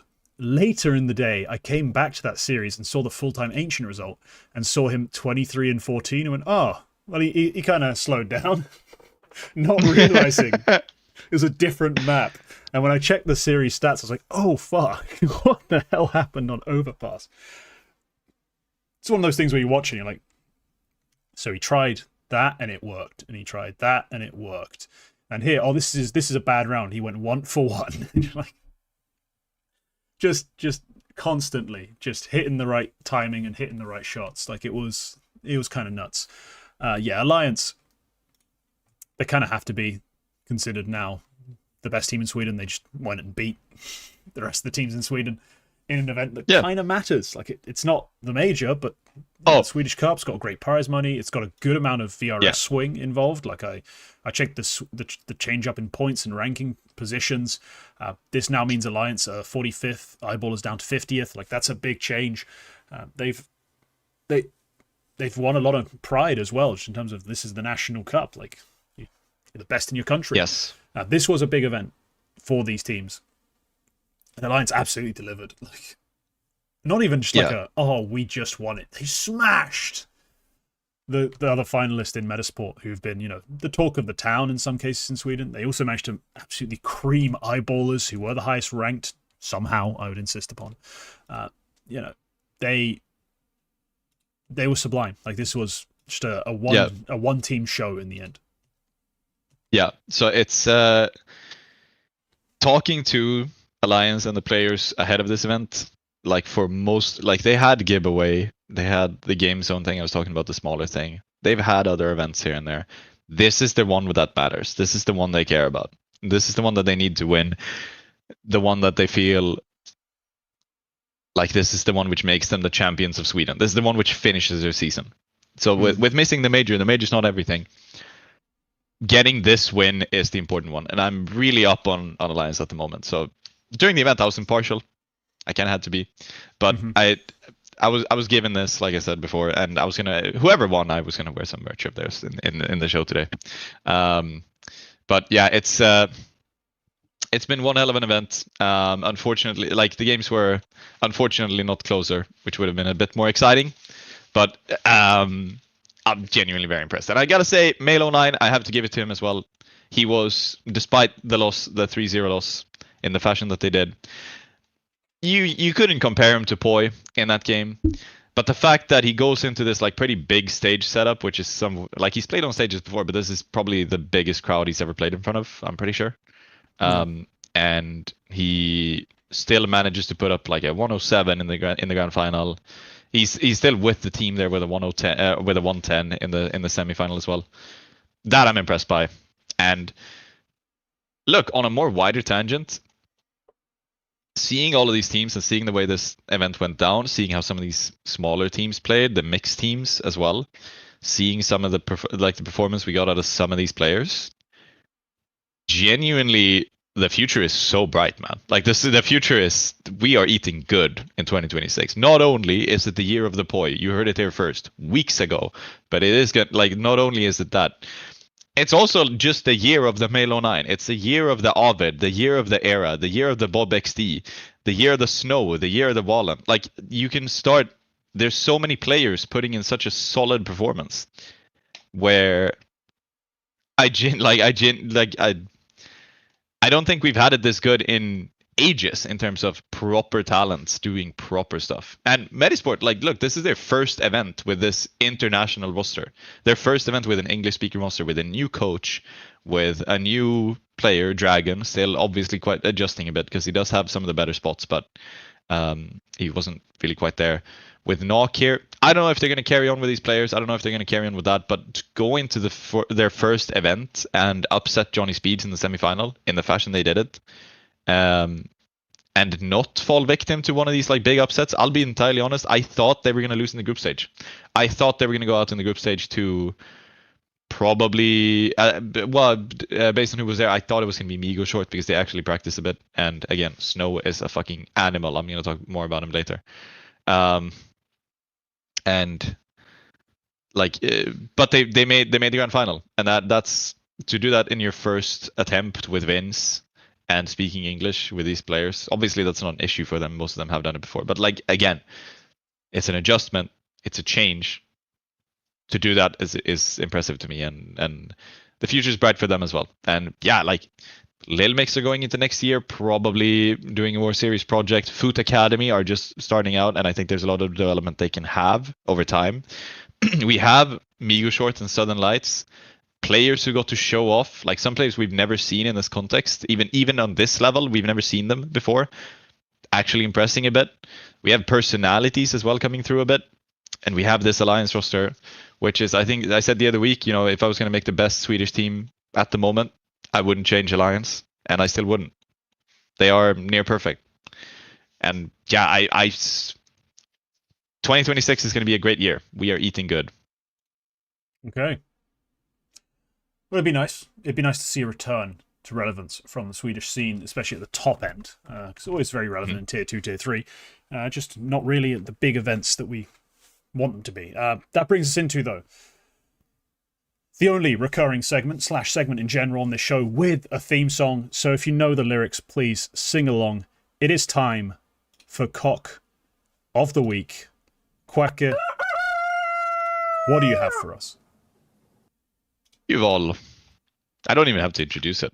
I don't even have to introduce it at all. We are. You have already seen this one. You have already seen this one 100%. This is our. I think still to date the only recurring person, the only person to appear several times on Cock of the Week in Retake the Week over however many months we've been doing this segment now. The beloved Alexander Kasad Trifunovic. Yeah, you've all seen this one. It's got 2.4 million views. Any male player with a pink mouse or mouse pad or headphones should lose every match forever.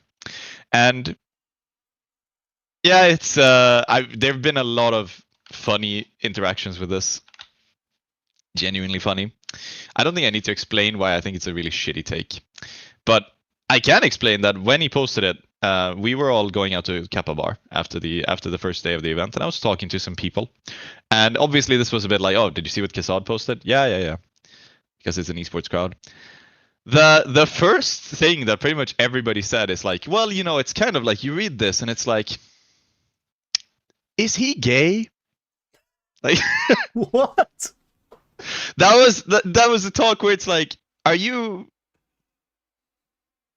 This is like that's what people are thinking, and like, you know, that's the first reaction that most people that I was hanging out with had from reading that tweet, and you know, I'm not sure I agree. I'm just gonna say it. I'm just gonna say that's what other people said. So it's really funny. I think it's such a stupid thing to be scared of a color, to be scared of light red, like a lighter shade of red. Use whatever color you want on your mouse.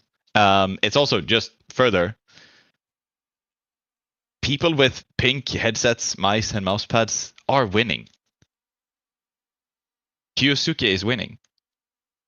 Like these people are extremely good. Do you want to know who is winning more than anybody else, maybe in esports at the moment, with a pink super light mouse or a pink mouse, whatever? For his entire career, he's been using it. His name is Faker. You might have heard of him. Like League of Legends, yeah. I know who Faker is. Fucking give me some credit. Yeah. But the chat might not. This Give chat some credit. They know who Faker is. It's such a stupid thing. Look, I just think it's a dumbass moment on Twitter, and is it rage bait? In that case, congratulations, the best one yet. It's obviously, there's no reason to tweet this except for interaction, because there is a small chance that Kasad genuinely feels this strongly about people using pink peripherals, but there's no real chance. Surely not. Because it's the most nothing thing. Like, a player uses a pink headset. So fucking what? And also, the idea that they deserve to lose for using a pink headset is just... It's on the face of it absurd, and it's clearly got to be rage bait, because this just cannot be a real opinion. I mean, the fact that he then decides to call Hawker a four-eyed virgin, I think, is the more egregious part of this whole interaction. That four-eyed virgin has more events in 2025 than Kasad does, so who's getting gigs? The four-eyed virgin, apparently. But yeah, I don't know. I've seen Hawker's DJ sets. That man clearly fucks. Like, hell yeah, dude. Yeah. Like, there's just a whole bunch of just weird stuff around this interaction where it's like, firstly, the tweet has to be rage bait, but secondly, the way he's defended it, especially in that moment, it's just like a part of it feels like it's real, and I'm like, you're kind of lost, bud. Like, you're too far gone. What's wrong with you? Like, put the rakia down. Like, what's going on here? But yeah, he is our first repeat. Like, is this his third time? I'm sure you've selected him before. Third, fourth, fifth. Like, I mean, yeah, I have authority on who ends up being cock of the week, so it's my choice. Kasad is the only guy I've ever felt the need to pick twice. I mean, I've never thought about this, but now it's come to mind. We're gonna have a cock of the year, right? In our end of year show. And I'm sure there'll be some compelling cases to make for other cocks. You maybe didn't even get a cock of the week nomination. He might have, earned it in some other grandiose way. I've got a weird feeling who you're going to nominate / select a cock of the Place year. your bets now. But yeah, no, he's been using his Twitter in this way for a while now. I think someone's speculated he's monetized, and that's the only reason he bothers to tweet this kind of shit, which makes sense, to be honest. Like, genuinely, 2.4 million views on that tweet is not going to pay him that much. It pays him a lot more than tweeting this team played well today and getting 5k views. True. Yeah, true. Dissing players' peripherals, people are going to care, and people are going to respond, and people are going to call him whatever the hell else they're going to call him, and like and bookmark the tweet and come back to it when a player with a pink peripheral wins a game. They come back, quote tweet like ha ha ha ha, like, because people online are just as pathetic as that tweet. So it's going to work for exactly what's intended to do. And in that sense, you got to be like, yeah, makes sense. But it's a ridiculous take.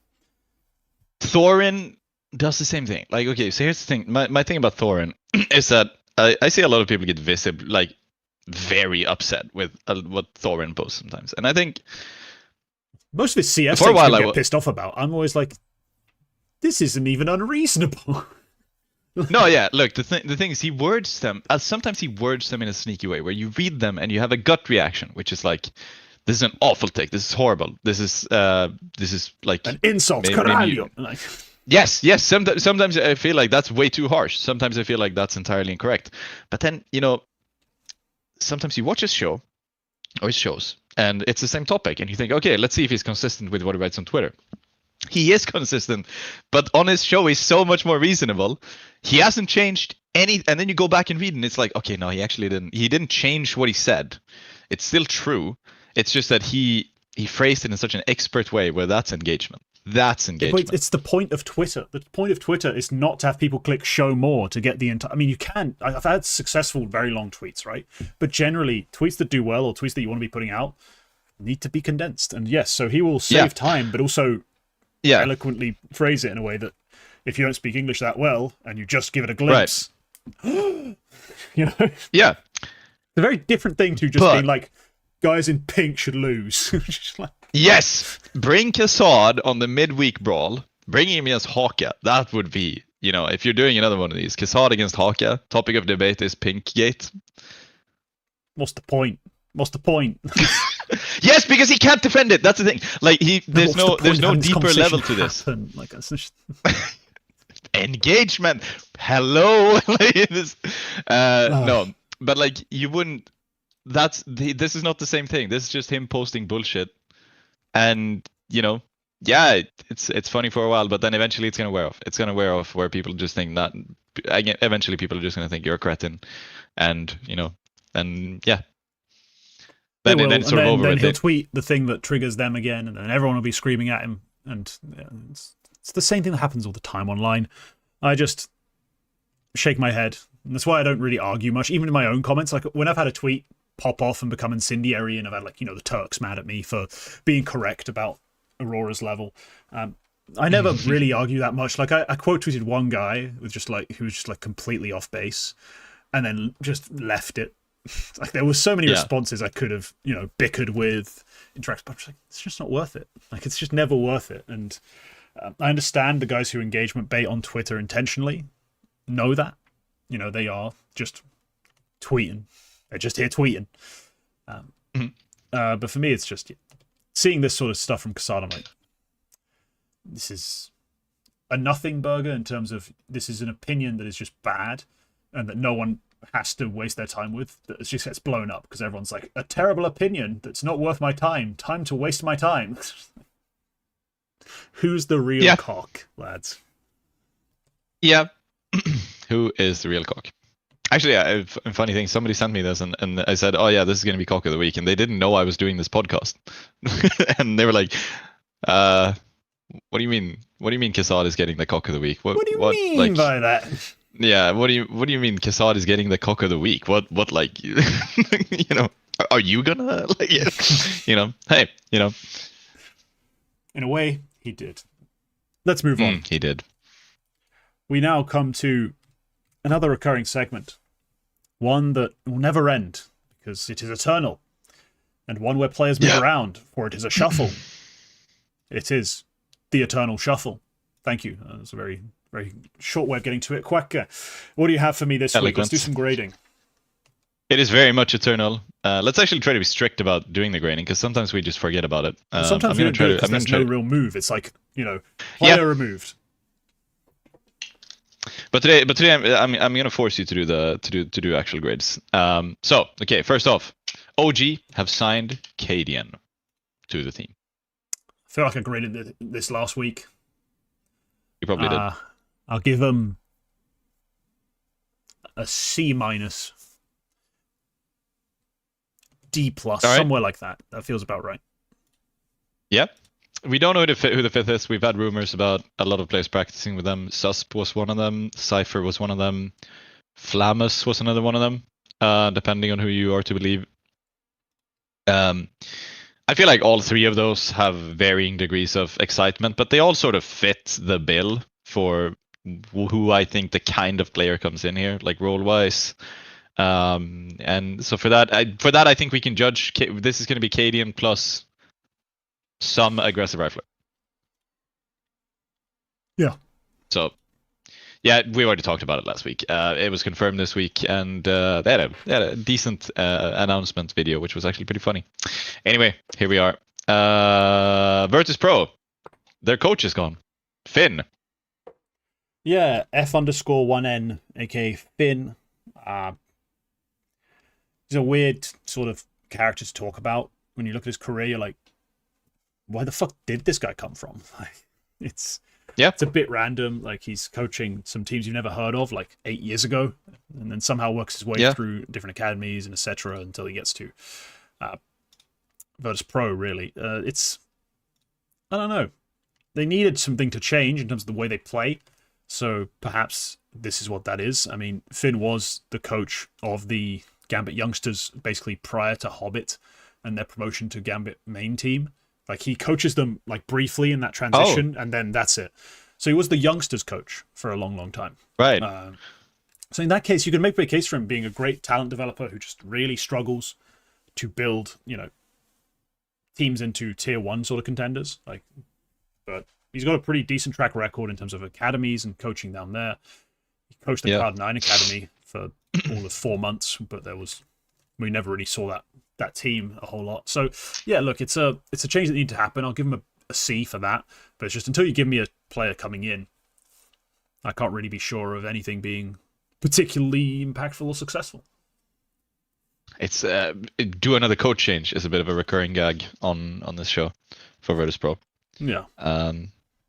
Keep doing it. Let's see what happens with that. But yeah.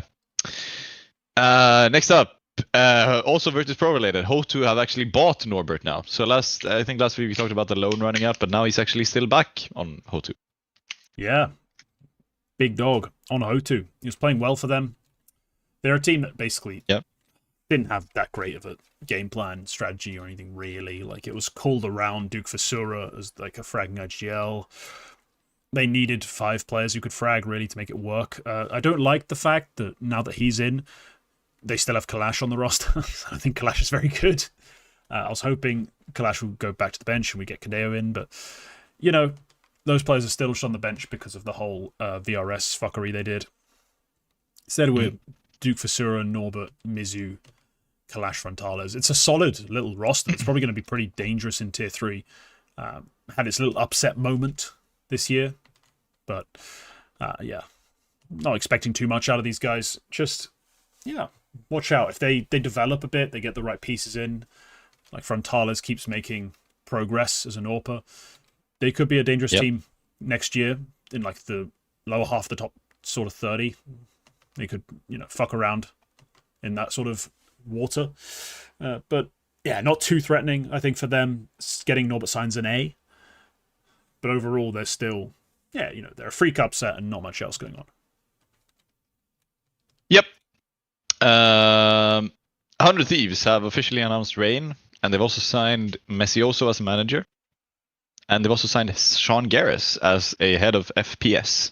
So this is the management team, which are going to build a team around Rain. I said pre-show, I think we heard that Nikodos is the AWPer. That was talked about. You've talked about it like it's fairly convincing. Yeah, for the sake of speculating on this roster, let's assume they have an AWPer and it's going to be Nikodos. Yeah. Which I think is such a average level kind of signing where I feel like it doesn't really move the needle and it doesn't really change what core you get in here. So we've heard rumors about Gamer Legion. The Gamer Legion CEO said that's not happening. They're not talking about selling players. That's not happening. But and yet the rumors persist. Well, yeah. But let's. I haven't heard any additional rumors about who the core might be. Yeah, I think that's a part of what creates the extra sort of push for it to be Gamer Legion. So we don't have anyone else listed. There's no one else with a great VRS position that feels optimal. So it kind of does feel like it will be Gamer Legion. But look, just to grade the Rain confirmation, let's put it that way, and it's definitely IGL. Yes, this was also confirmed this week. I'll give it.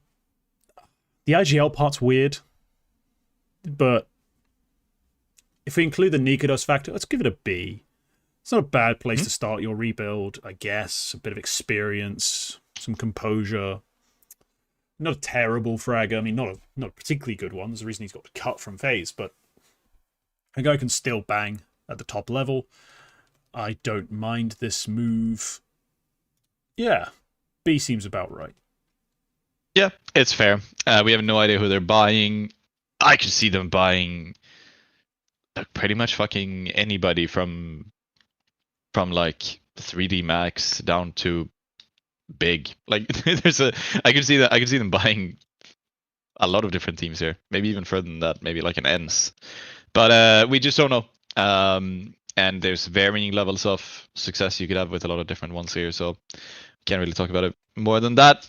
But I like it. I like for laying a foundation of the house, which is going to be 100 Thieves. Rain, Messioso, Sean Garris, and potentially Nikolos.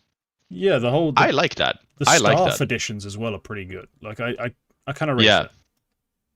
Messioso is obviously a great signing, but Sean Garris, he's head of FPS, and I think they have several games, so he's more of a high-level manager. But he was announced with Messioso. I assume that means we can conjecture that he's probably going to have some involvement in CS as well, like some closer involvement. I really like that. I really like that for Sean Garris. So yeah, welcome back to CS. And that's about it. Sorry, one thing we do know is welcome home. Welcome back. Welcome home. And also, you're welcome. We pulled you out of the fucking sewer. So yes, take a shower. Yeah. Side note, also final note. Messi also said that 100 Thieves are obviously an American organization. He worked with Complexity before, and one of their big focuses was like the narrative was bringing back North America. This is not going to be the case there. They could sign NA players, but he said it's not going to be the drive. Like somebody being from North America is not going to be the driving force behind why they end up on this team. Also be actually fucking good. Yes.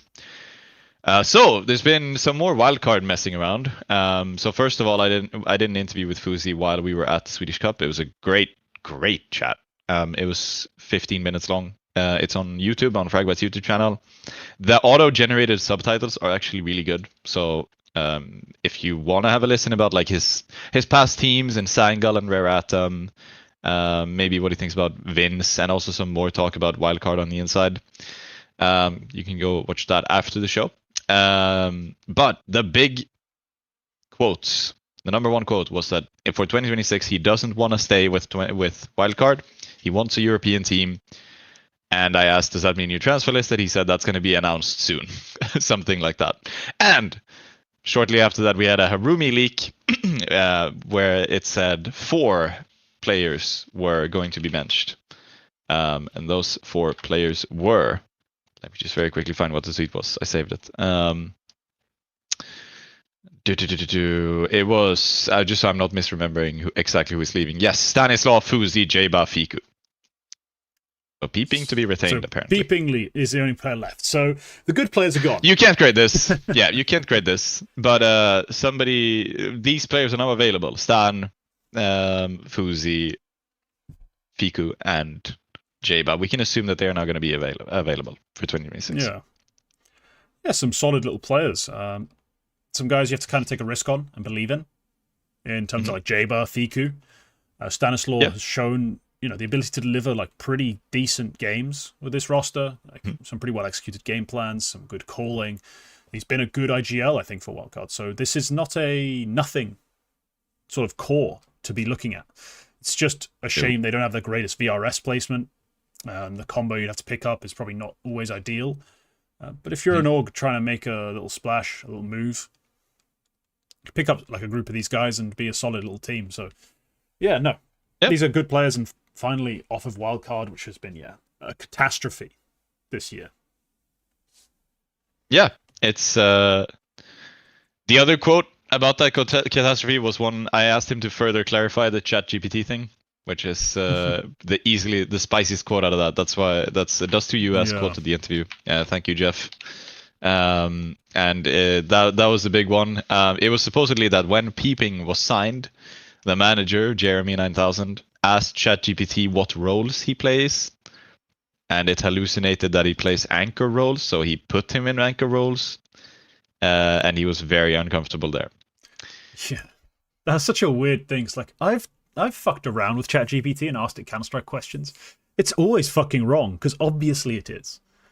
Right? There's just no two ways about it. It's going to be wrong about something that's specific and niche with not so many explicit articles written about it. You're just not going to get a good answer out of ChatGPT when it comes to Counter-Strike stuff like that. So, no, terrible fucking idea to use ChatGPT in that way. And remember that this was in the spring season ahead of the major. So, if he assumed, based off of that AWPing plays, he had to sign another NA player, because at that time they had to stay on the NA ranking. That's fair. But he then asked ChatGPT, does he play, what positions does he play? He plays anchor roles. Okay, from that, he then decides to bench either Sonic or Susp to put AWPing into the team. Yeah. That's sort of a cascading thing. Like, that leads to a lot of other stuff, where Sonic, eventually does get benched, starts to negotiate transferring to NRG, and then eventually comes back, and then eventually, forces wildcard hand and say, I'm being bought out by NRG, I'm moving to NRG. This is the start of what wrecks their entire season. This is such a huge managerial failure on the part of this one guy, who I can, in fairness, say is more or less out of it. Like, he's more or less not involved in these decisions anymore. The sort of thing where, wildcard, you could just DM random people and get better answers than this. You could have just DM'd me and got better fucking outcomes than this. Yeah. Someone you paid. Like, if you had to, at the time, you had to replace Susp, Sonic, or Fuzi, all right, to get an NA player in. And look, I'm not even sure that it was a bad move cutting Sonic for another anchor. That might not have been the worst move. But do your work. Like, just do your work. I think also in the end, with the way we had the rule work changed afterwards, I do feel like, am I going crazy when I say that they didn't even need to do all of this in the end, because Sonic would have counted as an NA player in the end anyway. But anyway, Yeah, you can't really Whatever know. the case. It's been a bit of a weird thing with the rules and the regions. It's been all over the shop. Yeah, it's been all over the shop. Just a mess. Some silly usage of AI. Yeah. Peeping staying on is interesting, so I assume that means they're building something new, but hey, we'll just have to see. Anyway, Bestia have I'm not going to say cut because I'm not sure that's what's happened, but Luchov is out. One of the better players of this team previously on Bestia. And they've added Buddha previously of 9Z, one of the worst players of that team. Yeah, so Buddha's come out of 9Z. He's played then in crew and obviously moved away from hard support roles that he was playing in 9Z and put up sick numbers. And now he's here to play kind of star roles, and so far has put up sick numbers. So this is a not too ridiculous move, you know, because Buddha was on 9Z Academy, right? Like he was there, a development piece for them. He plays pretty damn well on that academy. They move into the main team. Yep. He plays the bitch fifth, does terribly, and then he gets dropped, which is classic mismanagement. If you've ever asked me, if you want to ask me like how to not do it, not like that. It's just terrible. But then on crew he gets a chance, delivers. Now on Bestia, so far he's played 5 maps and absolutely spanked everyone. This is not a bad move. Yep. Like honestly, I don't think necessarily you'd be super happy with losing Luchov, like always. But if Luchov's been through a bad run, you want to change things up in that role, specifically. I think it's a decent idea. I don't think this is a bad signing at all. Give him a B plus. There you go. Yep. Good job. Next up, I'm gonna do some speculation here, but 9Z have benched their 2 most recent additions, Levi and Urbano, and I didn't put this in the shuffle, but side note, also this week, Mayern. Do you remember him? Yeah. He got cut from Dusty Roots. And Mayern has previously played with Lucan, who is on 9C right now. And, you know, I'm sure I've seen some speculation about this on Twitter or whatever, maybe even a report somewhere. I couldn't find it. So, actually, I have found it. Mayern is linked to 9C, 100%, according to Dust to Brazil, I would assume, because this was linked on HLTV. So let's, for the sake of argument, let's assume Luchov comes with him, and that's the next 9C roster. What do you think about that? Why would Luchov come with him? I'm assuming he's been signed. Because he's and nabbed. Yeah, I'm assuming he's been signed by Bestia. Yeah. Okay. Well, it's a bit weird, just the Luchov part of it. So I'm not sure, like 9Z, who's even playing any fucking roles anymore. Like Quasopik and Max, are they my role players? Because Mayon's coming into AWP. Yeah, I don't know. This might be... It'll be smoother to integrate those players than it was playing with Levi or Levy or whatever and Urbano, because those guys just didn't mesh. And funnily enough, they bring in 2, Brazilian players into a Spanish, Latin American speaking team. Yeah, sweet. We had some problems, and now they're going back to full Spanish. It's probably gonna work a bit better. I'd give him, just for that move, like taking a chance on Mayan as an AWP, who's been pretty solid, and if they're signing Luchov, he's not a bad player. I'll give him I think they probably deserve a pretty strong grade, like an A-, maybe A-, especially the improvement at the AWP position that you're surely going to receive. I kind of like it. 9Z have been a bit of a of late. They used to be one of our most exciting tier 2 teams out of Brazil, or out of South America rather. And since for a while they've been just kind of a flop. So hopefully this turns it around. Yep, they are signing Luchov. According to recent reports, 9C are close to signing Mayern and Luchov. So I assume that means it's happening.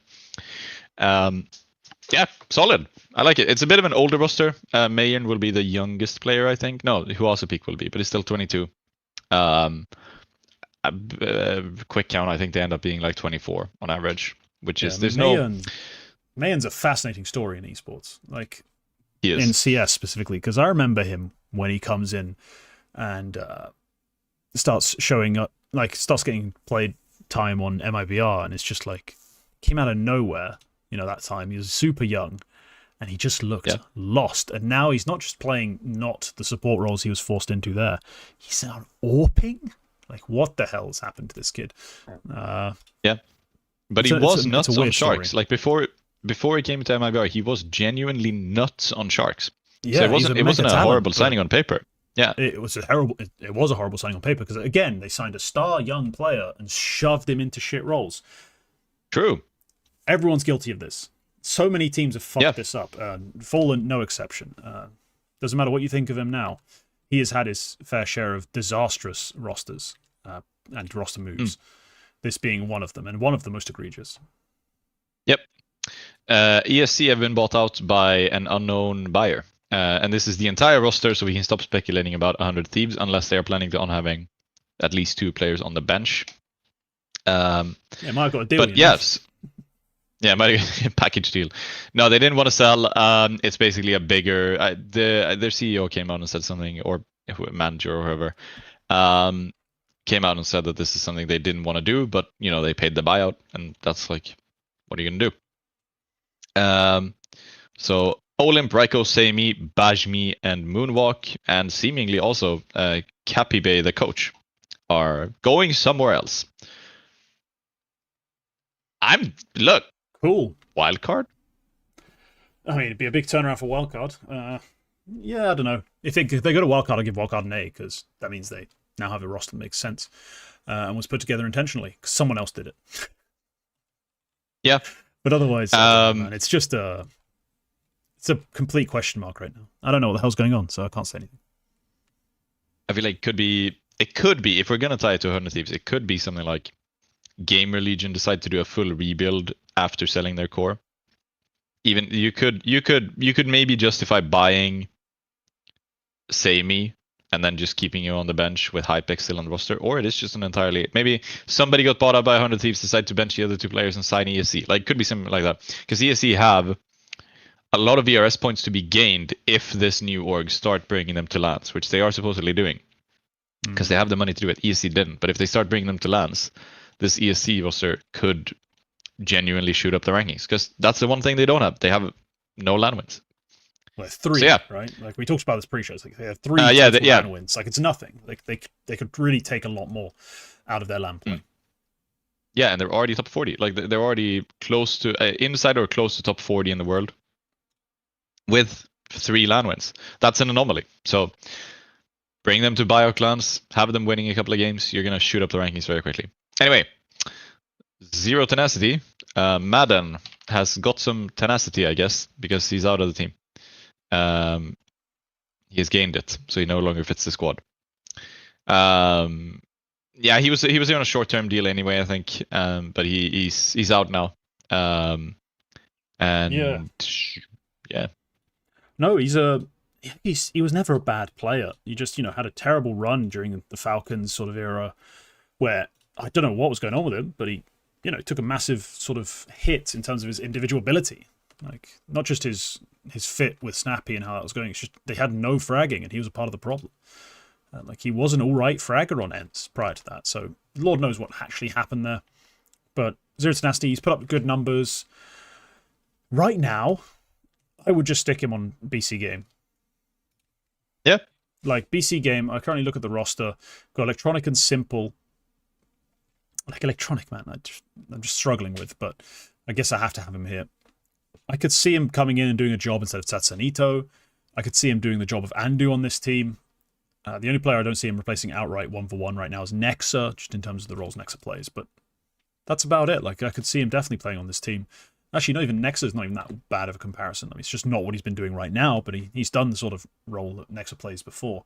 I could see Madden landing on his feet, and he's had a decent sort of go of it on Zero Tenacity to kind of show that, yeah, I can still bang, I can still hit headshots, I can still, take a decent opening attempt load and deliver somewhat regularly. Like he's not been out of this world, but he's been more than good enough to justify at least someone in tier 2 taking a shot. So I agree with him backing himself in this sense, trying to find probably a better contract than what Zero Tenacity could offer. Yeah, I like it. GG How. This was a weird one. Do you remember when Boros bought out his own contract? Yes. Yeah, he's now been signed again, and Issa is out this time. So GG How, not been dog shit recently. I think they've done half decent since being moved to the European ranking instead, European region, playing European events. They're not the worst. Like, they're absolutely not the worst in the month of November. The player's been incredibly inconsistent. It's been all over the shop. Yep. I have a vested interest in GG How. I've picked Mini to be like a pretty interesting AWPing prospect, a bit of a, not a deep pull necessarily, but like just a more interesting pull than, hey, look, this kid who speaks Russian's really good. Like, no shit, he speaks Russian, it's default. But Mini has been like a pretty impressive player, and obviously Boris is a former prospect and a player I still believe will eventually become an adult and play on a really top-level team. He has the mechanics for it. But yeah, the roster's been all over the shop in terms of their performances of late. Don't even know who they've been playing with instead of Issa. Synopsy, that's it. Yeah, I've watched a few demos where they're involved, and I couldn't remember who that random fifth was. No, look, re-signing Boris will always be, for me, at this level, an A. Like, he's going to win you maps outright. He's going to absolutely wreck teams. He's going to have some bad maps as well, but that's part of the deal when you take a guy so aggressive and so fight-happy. He's not always going to hit 16 headshots in a map. He will quite often, but not always. So, I mean, he's back. He's played a few series with them. They needed that kind of firepower on the openings, I think. It's just not been very consistent overall as a team. Yeah, fingers crossed it keeps getting better, because there was a time when it was started to look a bit more polished when they had Lord coaching them, but he's not been coaching them since the start of October. We've talked about that on the show being a big deal, and look what's happened. They've kind of gone to shit in terms of at least their consistency and their ability to structure their game. So, no, this team isn't that bad. It's probably a good coach, maybe even an IGL switch up eventually, away from being kind of threatening, just because of the talent they can offer. Yep. Next up, 500 have cut Red Star. This was originally a rumor, but Fnatic have just confirmed it minutes ago, before we went off the air this time. Cypher is in. So 500 are now, to refresh the memory of the viewers. Oh. They are Hampus, Cirque, Rainwaker, Volt, and Cypher with DJL coaching. Okay. Let me have a think, because, I haven't watched that much 500. I've mostly noticed them or paid attention when Volts pop the fuck off, and I've gone, oh, what the hell did that come from? Yeah, okay, so just in terms of role-wise, this is pretty much lining up with what I had in mind. Yeah, so he's going to be taking Red Star's pretty cushy roles.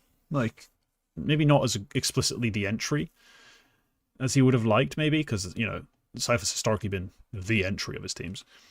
But, they've got a designated closer kind of guy in Rainwaker. We all know that very well. Like, many times world leader in clutches, just in terms of volume. I think Cypher could have a good time here. It's been a weird team with a couple really good placings, but mostly just forgettable. Still trying to figure themselves out, I guess. But now moving away from being majority Bulgarian. Might open some more doors in the future if you're not happy with Cirque, which I can't imagine is very difficult to do. He's not been great. So yeah. No, I mean, for Cypher, thank the Lord he's got himself a place. He's got himself a team. He didn't deserve for wrecked. But overall, this move it's at best a slight upgrade, because Red Star is a talented player. Just never finds a stable team. Maybe he's a dick. I don't know. Yeah. So yeah, for the team, probably a B. For Cypher, I'll give him an A just because he found a place. I mean, Fnatic still take an F, but that's not relevant. Yep. Phantom, the Polish team, they have removed their core, which the only player I really cared about was Jane. He's gone now. But they've signed another core. K, Minio, and Kylar. Ugh. Which is, look, okay, VRS-wise, good move. Because this core was very highly ranked. Yes, that's the only reason they're ever in any conversation. They still have VRS rank. That's pretty respectable, but overall, so tired of seeing these three guys. Well, they got it in a respectable way, because they got it by going to this urban... Inner Circle paid for them to go to this urban contenders thing. And they damn near won it. They won so many games there as ex-Inner Circle, where they played in the final and just barely lost to. You mean Birch Cup? Birch Cup, sorry, yes. Yeah, and they lost to 9 in the They final. just 9, yes, but just I mean, yeah, 1-2 or 2-3, whatever format it was. It was 2-1. Yeah. Yep. Solid. So that's how they got their ranking. Before that, they were unranked. So that's pretty good. So, but they picked up K, Kyler, Minio. Yeah. Yeah, look, for this org, it's a pretty good move. Like, this is a damn good move. Yeah. Probably an improvement. Like, Toao, ATEAL, I didn't think much of. Shane, I still think has potential. I still think he could be on a solid tier 2 team. Just gets cut here because I think they need to cut 3. And for Kunai, or maybe Kunai's got some potential. He's pretty young. That's fair. I don't think that's an unfair decision to make if you're the org. So, yeah, no, this is... I kind of, I rolled my eyes and sighed that I have to talk about Minio, Kylar, and K again, or Key. But this is probably an A-grade move. Like, this is a big improvement for them as an org in terms of where they are ranked in the world. So, reluctantly, I have to give you an A, but god damn it. Stop talking about Key and Kylar. The duo have been around forever, just in my presence. I really do not mind Key, to be honest. I really do not mind Key being here. Kyler and Minio is solid, I guess, as a caller. He's kind of tenured here for a good while. Kyler is like he does the job. But Key is a guy who I feel like has just always been on it in tier 2. Genuinely always, but he's been a star at various points, but he's had like these down periods in rosters, and then the roster like has been flatlining, and he's part of the problem, and I'm just like, try something else. And then he just ends up on the different Polish roster, again. Yeah, but then he's had like contract stuff with both Nine and Monty, where I feel like after that Paris run, I do feel like he should have ended up somewhere better. Well, the Paris RMR run, because the major itself was quite disappointing for them. But I mean, yeah, he's not perfect, but I do feel like he could have done better than what he has been doing. So let's hope this is the time. This is the 11th time is the charm.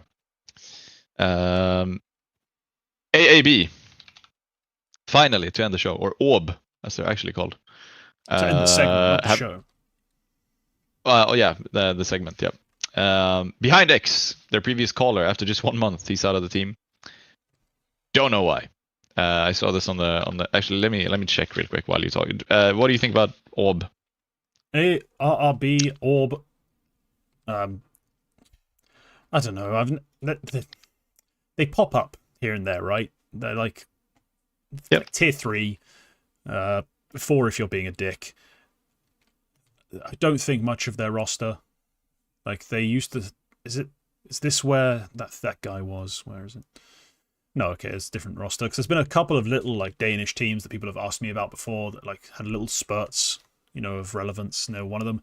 Behind X getting cut is weird, just because he was calling. He was also the highest rated player. So I feel like it's a bit strange he gets cut. So hopefully for his sakes, he's getting picked up by someone rather than just cut for what, to me, seems like little to no reason. We got an answer? Well, half an answer. His LFT tweet that I just read. Some clown shit happening behind the scenes. But nothing bad to say about AB as an org, apparently. So I guess... So the players were tired of him winning, I guess? Well, they weren't winning that much, but still. Yeah. So, no, it's a bit of a nothing burger move overall in terms of the greater landscape, but curious. Very curious. But yeah, that's... You don't have to care about the replacement, because genuinely they've played with some guy I had literally never heard of, and he's not even that exciting. Let me just see. They play against GG How with a guy called MOL011. So molodoy, I guess. And they're playing with Becker now. Okay, never mind. What's going on? What is happening? Genuinely what's happening to the team? Because Queen X is not playing, and Becker is playing, and now Behind X is out, and some random guy I've never heard of is playing. Dude, what's going on? Okay, shout out to Becker, love that guy. Yeah. Anyway, that's been the Eternal Shuffle. We're back to our usual level of Eternal on the shuffle after a couple of short weeks. Long. Yeah. But yeah, that's going to wrap it up. We can now move on to the actual final segment of the show. It always wraps up the show. It is time for prospects of the week. We have some interesting choices and some very predictable choices going on today. Yes. Quacker, lead us off. Which Swede have you picked from the Swedish Cup? No, I'm actually breaking convention. I've picked two, but I'm going to start with Poi. Poi goes without mention here. Like, Poi had to be the prospect of the week. So I'm going to talk about him here because he was just excellent the entire event, on it the entire event. Top-rated player of the event. No notes. This was to be expected. If somebody on Alliance was winning this event, it was always going to be Poi. He's nuts, man. He's just flat out nuts. And I don't have anything else to say about it. But you already know this. So he gets my official nominee of Prospects of the Week. But I do want to highlight a different guy, a 20-year-old guy who the keen-eyed Swedish CS viewers would know from Godsent. His name is Snow. He's 21 years old. And holy hell, he had one hell of a group stage on LAN. He is so cracked, and he was nuts in the non-HLTV games as well. He was nuts when Migo Short were qualifying to the Swedish Cup through the close qualifier. Genuinely insane on the op. Where, I'll just tell you a story. In that final game they played against Medisport, it was overtime on Ancient, I remember, and he hits such a good 4K on the op. Just as that is happening, I think they hit 14-14 with that round where he did that.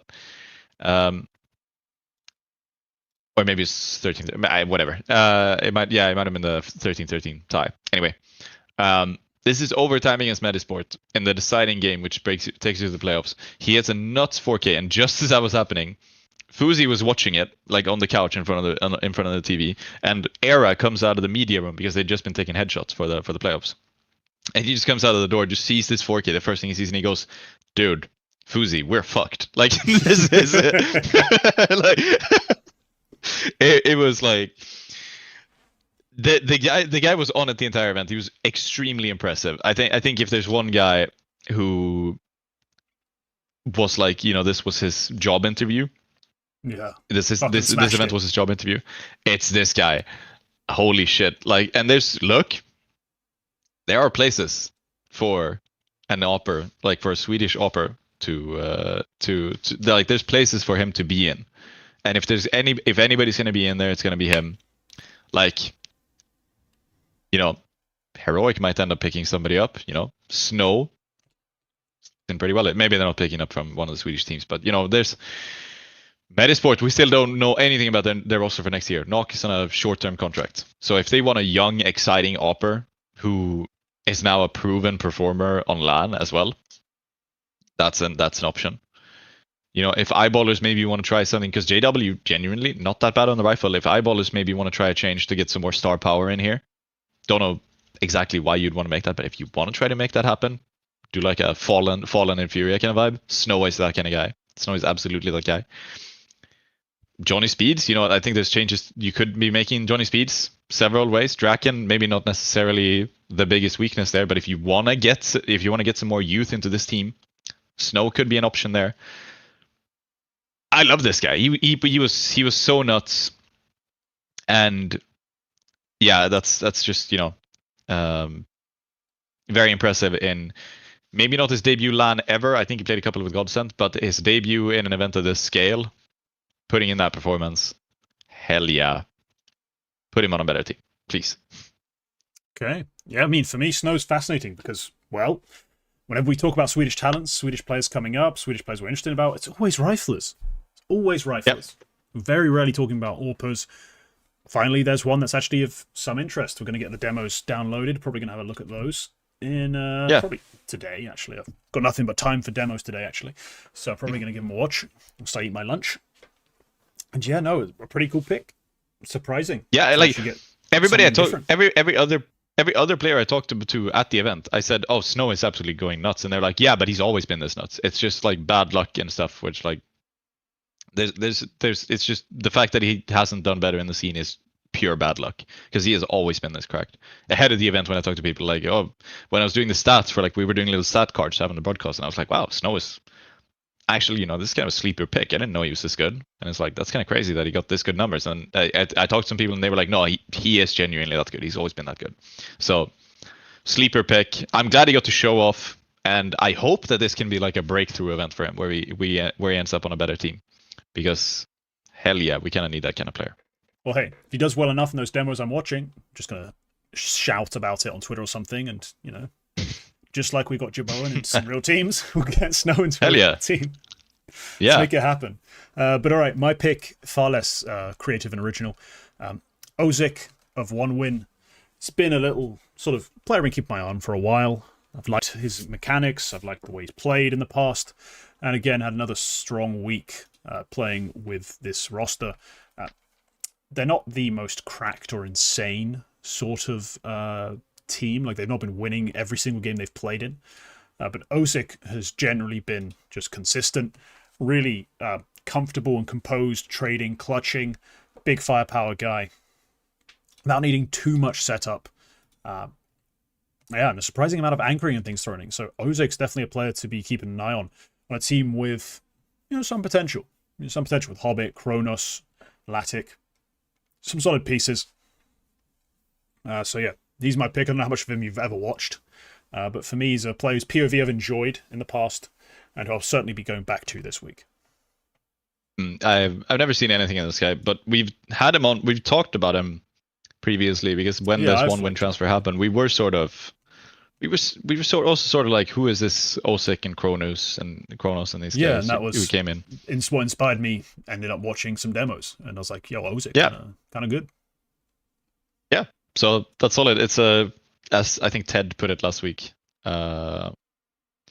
where they it's another product in the endless pool of talented kids out of Russia and the CS region. So 1win, I think 1win are a decent enough sized operation where they can maybe hang on to him. If somebody comes knocking and wants to buy him, they can maybe hang on to him. But I'm also not fully hating this 1win team on paper with Hobbit and Inters and Latic. No, they're not terrible. It's just they're not quite there yet. I mean, it doesn't help that Inters is kind of ass. Kronos has inconsistencies. Ozic, I'm not saying he's perfect. They've lost some games that you'd hope they'd win in that sense. So yeah, they're a team to follow. But he's the main reason. Yeah, really solid. I like it. All right, that's going to be the show. Thanks everyone for tuning in. VOD will be up, obviously, as it always is, after a brief little flicker of non-existence. Be sure to check out on Spotify if you're more of a audio-only kind of person. I'm not sure why you're still here if you are, but thank you for sticking around. And yeah, we'll see you next week. Like if you enjoyed, leave a comment telling us your thoughts on any of our takes and our opinions. Become a member to really support the channel and get more bonus content. Bye-bye.